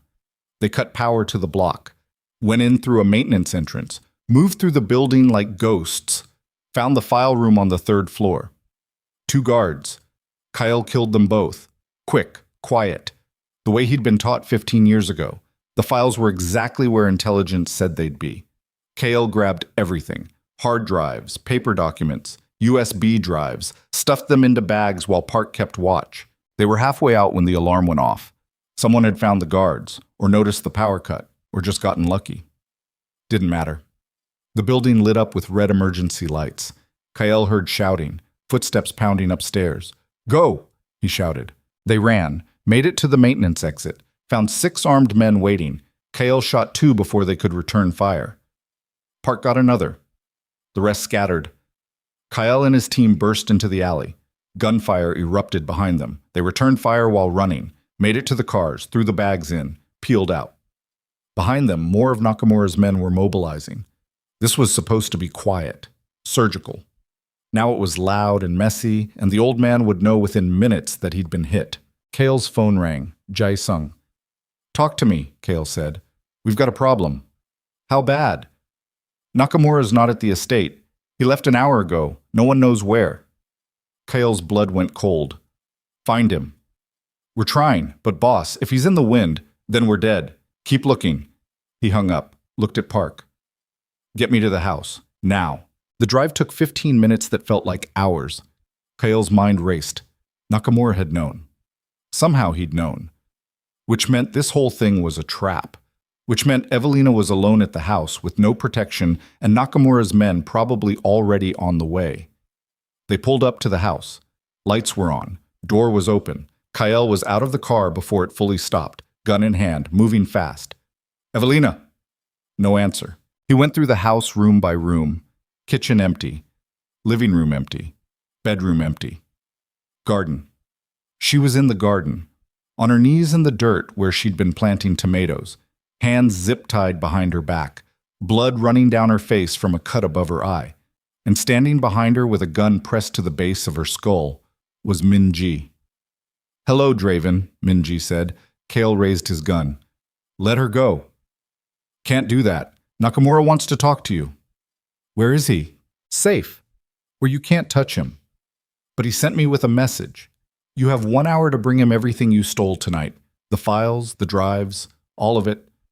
You deliver it personally to an address I'm about to give you. And maybe he lets your wife live." "That's not a deal. That's a death sentence." "It's the only deal you're getting." Min-ji's finger moved toward the trigger. "Clock's ticking, Draven. What's it going to be?" Kael looked at Evelina. Her eyes met his. She was scared, terrified. But she shook her head slightly, a tiny movement, a clear message. "Don't do it. Don't trade everything for me. Don't surrender." Kael lowered his gun. "Where?" "Danis." The address was a warehouse by the river, same area where this had all started 5 years ago. Different building, same smell of rust and water and old violence. Kael went alone, left Park and the others with the files as insurance. If this went wrong, at least the information would survive. The warehouse was lit by floodlights. Kael walked in with his hands visible. Empty. No weapons. Just him and the bag containing a single hard drive. Not everything they'd stolen, just enough to look convincing. Nakamura stood in the center of the space, flanked by a dozen armed men. Evelina knelt beside him, still zip-tied, still bleeding. Min-ji stood behind her with that same gun. "Draven-san," Nakamura said. You disappoint me. That makes two of us. Did you really think I wouldn't notice? 5 years of your people asking questions, moving money in strange patterns, building networks I didn't authorize. I was careful. You were obvious. I've been watching you for 2 years, waiting to see how far you'd go, what you'd do when you thought you were close. And now? Now I have a choice. Kill you, kill your wife, destroy everything you've built. Or, Nakamura paused, or let you live, under new terms. What terms? You work for me, forever. No contracts, no end date, just loyalty. In exchange, your wife lives. You live, and I don't destroy everyone you've ever cared about. That's slavery. That's survival. Nakamura gestured to one of his men. The man stepped forward with a document. Sign this, right now, or watch her die. Kael looked at the document. It was everything Nakamura said. A lifetime of servitude, no escape, no hope. He looked at Evelina. She was crying now, silently, tears cutting tracks through the blood on her face. I'm sorry, she mouthed. Kael set down the bag, walked toward Nakamura, reached for the document, and Evelina moved. Somehow she'd gotten one hand free from the zip tie. Somehow she'd palmed a piece of broken glass from the garden. She spun, fast, drove the glass into Minji's thigh. Minji screamed. The gun went off. The bullet went wide. Evelina rolled, came up running. Chaos erupted. Nakamura's men opened fire. Kael dove for cover behind a steel beam, pulled the backup gun he'd hidden in his boot. Started shooting, dropped 2 men, 3, lost count. Evelina was running toward the exit. Minji was chasing her, limping, bleeding, still determined. Kael ran after them. Behind him, Nakamura was shouting orders. More gunfire. The warehouse filled with smoke and noise and death. Kael caught up to Minji at the door, tackled her. They went down hard. She was strong, trained. They fought. Brutal. No technique, just survival. Her fist caught his jaw. His elbow broke her nose. They rolled. She got on top, fingers reaching for his throat. The gunshot was impossibly loud. Minji's head snapped back. She fell sideways, dead before she hit the ground. Evelina stood in the doorway, holding Minji's gun, hands shaking, eyes wide. Come on, she shouted. They ran, out of the warehouse, into the night. Behind them, Nakamura's men were regrouping. Kael could hear vehicles starting, knew they had maybe 60 seconds before the chase began. Park was waiting with the car. Engine running. They threw themselves in. Tires screamed. The warehouse disappeared behind them. Where to? Park shouted. The harbor, Kael said. Pier 7. Chae Sung should be there. And if he's not, then we swim. They made it to the harbor in 10 minutes. Pier 7 was dark, empty. No sign of Jae Sung or anyone else. Kael felt his chest tighten. This was it, the end. They'd run out of options and allies and time. Then headlights cut through the dark. A van. It skidded to a stop. Jae Sung jumped out. Get in! Now! They scrambled into the van. It was already moving before the door closed. Inside were the rest of Kael's people. All 12. Somehow they'd all made it. What happened at the estate? Kael asked. It was empty. He knew. Set us up. Jae Sung was driving too fast, taking corners hard. But I got word from one of my contacts. Nakamura's at his tea house, the one in Bukchon. He thinks he's safe there. How many men? Maybe 20, maybe more. So we're outnumbered 2-1. Yep. Kael looked at the men in the van, looked at Evelina. Her face was pale, blood still dripping from the cut above her eye. But her eyes were clear. We don't have to do this, Kael said. We can run. Right now. Take the files, sell them to the highest bidder, disappear. For how long? Evelina asked. A year? 5 years? 10? Nakamura will hunt us forever. You know that. So we end it, Jae Sung said. Tonight, one way or another.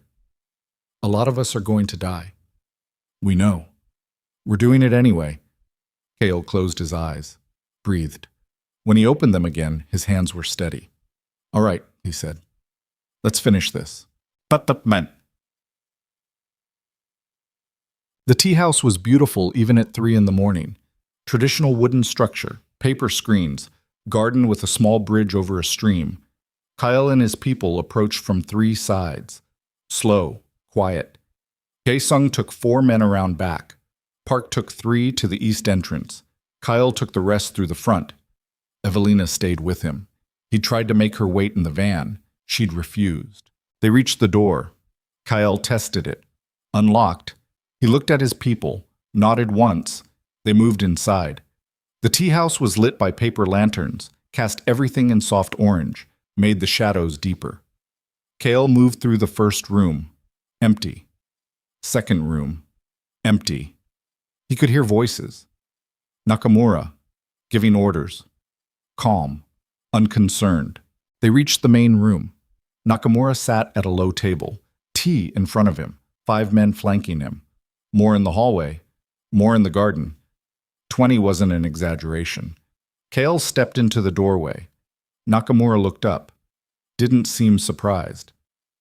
Draven-san, he said, I was wondering when you'd arrive. This ends tonight. Yes, it does. The question is how. I'm done serving, done with contracts, done with debts. You want me dead? You can have it, but Evelina walks, and my people walk. Non-negotiable. Everything is negotiable. Not this. Nakamura stood, slowly, like his bones hurt. You really think you can kill me? Here? With 20 men between you and this room?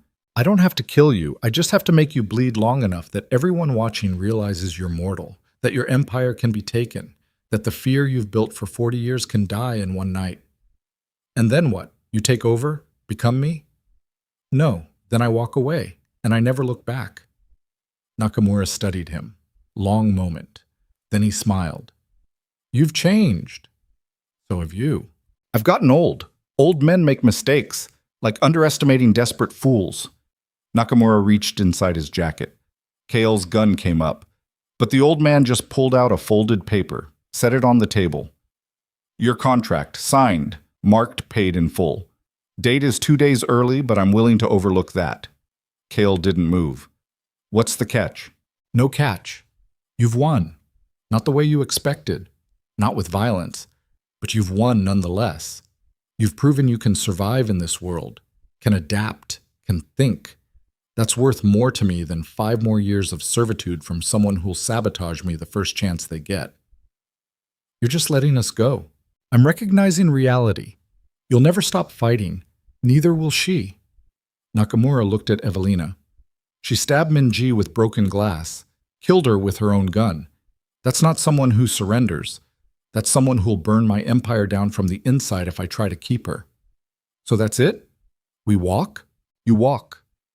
You take your files, your people, your wife, and you disappear. I never want to see you in Seoul again. Because if I do, Nakamura's voice went cold. If I see you in this city, if I hear your name connected to any operation in Korea, if you so much as send a postcard, I will find everyone you love, and I will end them so thoroughly that no one will remember they ever existed. Kael picked up the contract. Read it. It was real, signed, dated, witnessed. The debt marked as satisfied. 5 years. Over. Just like that. He looked at his people, at Jae-sung in the doorway, at Park flanking the entrance, at Evelina standing beside him with blood on her face and fire in her eyes. Let's go, he said. They walked out of the tea house, through the garden, into the street. Behind them, Nakamura's men watched but didn't follow. The old man had given his word, and unlike everyone else in this world, he kept it. They reached the van, climbed in, sat there in silence. We're free, Jae-sung said finally. Yeah. So what now? Kael looked at Evelina. She was crying again, but smiling too, exhausted and terrified and alive. Now, Kael said, now we leave, and we never come back. Baum. They left Seoul that morning, took 2 cars, split up. Harder to track.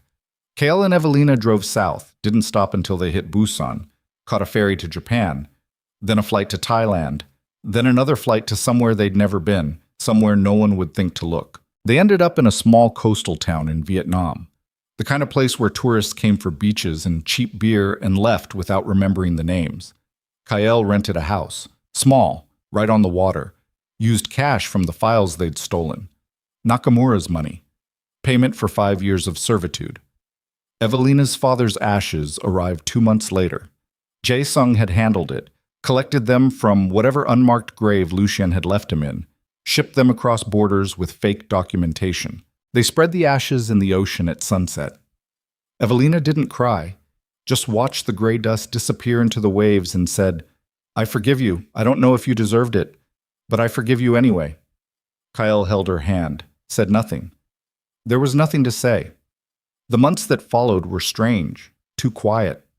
Kael kept waking up expecting violence, kept reaching for guns that weren't there, kept looking over his shoulder for enemies who'd stopped hunting. Evelina taught him how to fish, how to cook, how to fix the roof when it leaked, how to be human again. It was harder than anything Kael had ever done, harder than building an empire, harder than surviving 5 years of servitude, learning to live without violence, without purpose, without the constant edge of danger keeping him sharp. Some days he wanted to go back, wanted the adrenaline, the control, the feeling of being someone who mattered. Those days Evelina would take him to the ocean. They'd sit on the beach and watch the sunset, and she'd remind him that they'd earned this quiet, this peace, this life that was theirs and no one else's. 1 year after leaving Seoul, Kael proposed. They were sitting on that same beach. Evelina was reading. Kael was just watching the water. He didn't have a ring, didn't have a plan, just turned to her and said, "Marry me." She looked up. "We're already married." That was a contract. This is a choice. "You want to choose me?" "Every day for the rest of my life." She set down her book. "You know I'm not the same person you married." "Neither am I. I'm harder now, colder. I've killed people. I've learned how to survive in your world." "I know." "And you still want this?" "I want you. However you are, whatever you've become. I want to spend the rest of my life earning the second chance you gave me." Evelina was quiet for a long time. Then she said, "Ask me again in a year.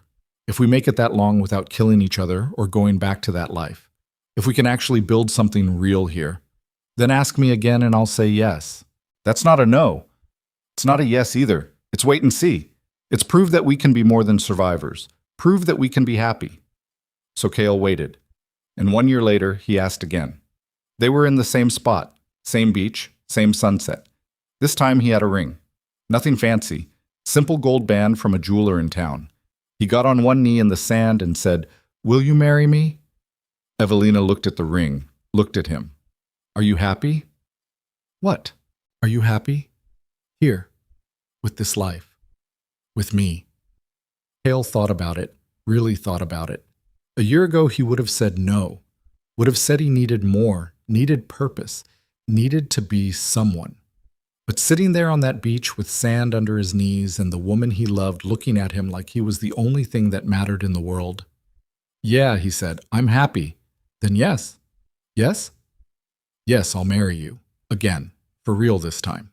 They got married 2 weeks later. Small ceremony. Just them and a local official who barely spoke English. They exchanged vows on the beach at dawn. Kael wore a white shirt. Evelina wore a simple dress. No guests. No family. Just two people choosing each other. When it was over, Evelina kissed him. Long and slow and gentle. And Kael realized this was what freedom felt like. Not the absence of chains, not escape from debt. Just this. This moment. This woman. This choice they'd made to build something together that wasn't built on violence or survival, but on actual love. 3 years later, Jae-sung showed up. Kael was fixing the fishing boat when he saw him walking up the beach, older, scarred, moving with the careful precision of someone who'd seen too much violence. "Boss," Jae-sung said, "don't call me that." "Old habits." Jae-sung looked at the boat, the house, the life Kael had built. "You look good, peaceful. What do you want?" "Just checking in, making sure you were still alive, still happy." "I'm both." "Good. That's good." Jae-sung pulled a photo from his pocket, handed it over. Lucien's dead. Thought you'd want to know. Kael looked at the photo. Lucien's body, face down in an alley, 3 bullets in the back of the head, professional hit. Who? Kael asked. Nakamura. Turns out Lucien tried to move into Korea after you left. Old man didn't appreciate it, made an example. Kael handed back the photo. Good riddance. Yeah. Jae-sung paused. Park's dead too. Got caught in a crossfire in Bangkok. Minho disappeared. Might be dead, might be in hiding. The others scattered. Most of them are out of the life. Some aren't. It's all falling apart, boss. The old world, the old ways. Everyone's either dead or trying to disappear. That's what happens when empires fall. They take everyone down with them. Except you. I got lucky. You got smart. You got out. Jae-sung looked at the ocean. I'm out too. Came to say goodbye, moving to Australia. Got family there, going to try the legitimate thing. See if I can make it work. It's harder than it looks. I bet. Jae-sung extended his hand. It's been an honor. Kael shook it. Likewise. They stood there for a moment. 2 men who'd survived hell together, who'd built and destroyed empires, who'd learned that sometimes the bravest thing you can do is walk away. Then Jae-sung left, walked back down the beach the way he came, disappeared into the distance.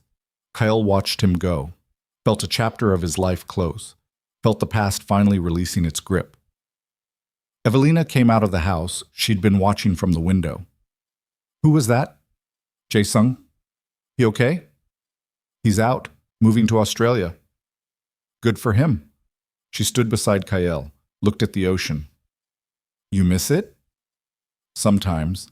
Not as much as I thought I would. Would you go back if you could? No. Why not? Because I already did the powerful thing, the feared thing, the thing that made people remember my name. And you know what? It didn't make me happy. It just made me paranoid and violent and hollow. He looked at her. This makes me happy. You make me happy, fixing boats and catching fish and watching the sun set. That's enough. You sure? I'm sure. She kissed his cheek. Good. Because I'm pregnant. Kael's brain stopped, rebooted. What? Pregnant. About 8 weeks. I found out yesterday. And you're telling me now? I wanted to make sure you were really done with that life. That you wouldn't hear about Lucien dying and suddenly want to go back and reclaim what you lost. But you don't. So now I'm telling you. Kael pulled her close, held her tight enough to hurt. A child. His child. Their child. Something he'd never let himself imagine, because bringing a child into his world would have been cruel. But this wasn't that world anymore. We're going to be terrible at this, he said into her hair. Probably. We don't know anything about being parents. We'll learn. What if I mess them up? What if they turn out like me? Then we'll love them anyway, and we'll teach them that people can change, that you can start in darkness and still find light. That's the only thing that matters. Kael pulled back, looked at her. This woman who'd been sold like property, who'd survived hell, who'd become his partner in the truest sense, who was about to give him something he didn't deserve but would spend the rest of his life trying to be worthy of. I love you, he said. I know. I mean it. I love you more than I love the Empire, more than I love the power, more than I loved anything in my entire life. I know that too. She took his hand, placed it on her stomach, and now you get to prove it, every day, for the rest of our lives. They stood there on the beach as the sun set. 2 people who'd started as a transaction and become something real. 2 people who'd survived every version of hell and come out the other side still standing, still fighting, still choosing each other. 5 years later, Kael Draven stood barefoot in the sand at sunrise, holding his daughter's hand while she collected shells and laughed at the waves. Evelina was pregnant again. 2nd child. A son this time. They were thinking about names. The fishing boat was paid off. The house was theirs. They had savings. Legitimate money from the shop Evelina had opened selling handmade jewelry to tourists. Kael worked as a boat mechanic, fixed engines, taught diving lessons, lived a life so normal it would have been unrecognizable to the man he'd been in Seoul. His daughter looked up at him. Papa, what's that? She was pointing at the scar on his wrist, the one Lucien had carved 6 years ago, the one that had never fully faded. An old injury, Kael said. From when you were young? From when I was someone else. Who were you? Someone who thought power was the same thing as worth. Someone who was very wrong. Are you still wrong? Kael crouched down, looked his daughter in the eyes, saw innocence there, trust, love that didn't need to be earned or fought for, just love. No, he said, I'm not wrong anymore, because I have you, and your mother, and your brother who's coming soon, and that's all I need to be right. She hugged him, tight, the way only children hug, like they're trying to squeeze all their love into you at once. Evelina called from the house that breakfast was ready. Kael picked up his daughter, carried her back across the sand, left footprints that the tide would wash away by evening, and somewhere far away, in a city that used to be his, Seoul moved on without him. The territories changed hands. New kings rose. New empires fell. The cycle continued the way it always had. But Kael Draven was no longer part of it. He was just a man, standing beside the ocean, holding his daughter, waiting for his wife, building a life that was small and quiet and his. And for the first time in his life, he felt like he could finally breathe. Not because the danger was gone, not because the past was erased, but because he'd learned what Evelina had been trying to teach him from the beginning, that love wasn't weakness, it was freedom. And freedom was the only empire worth having.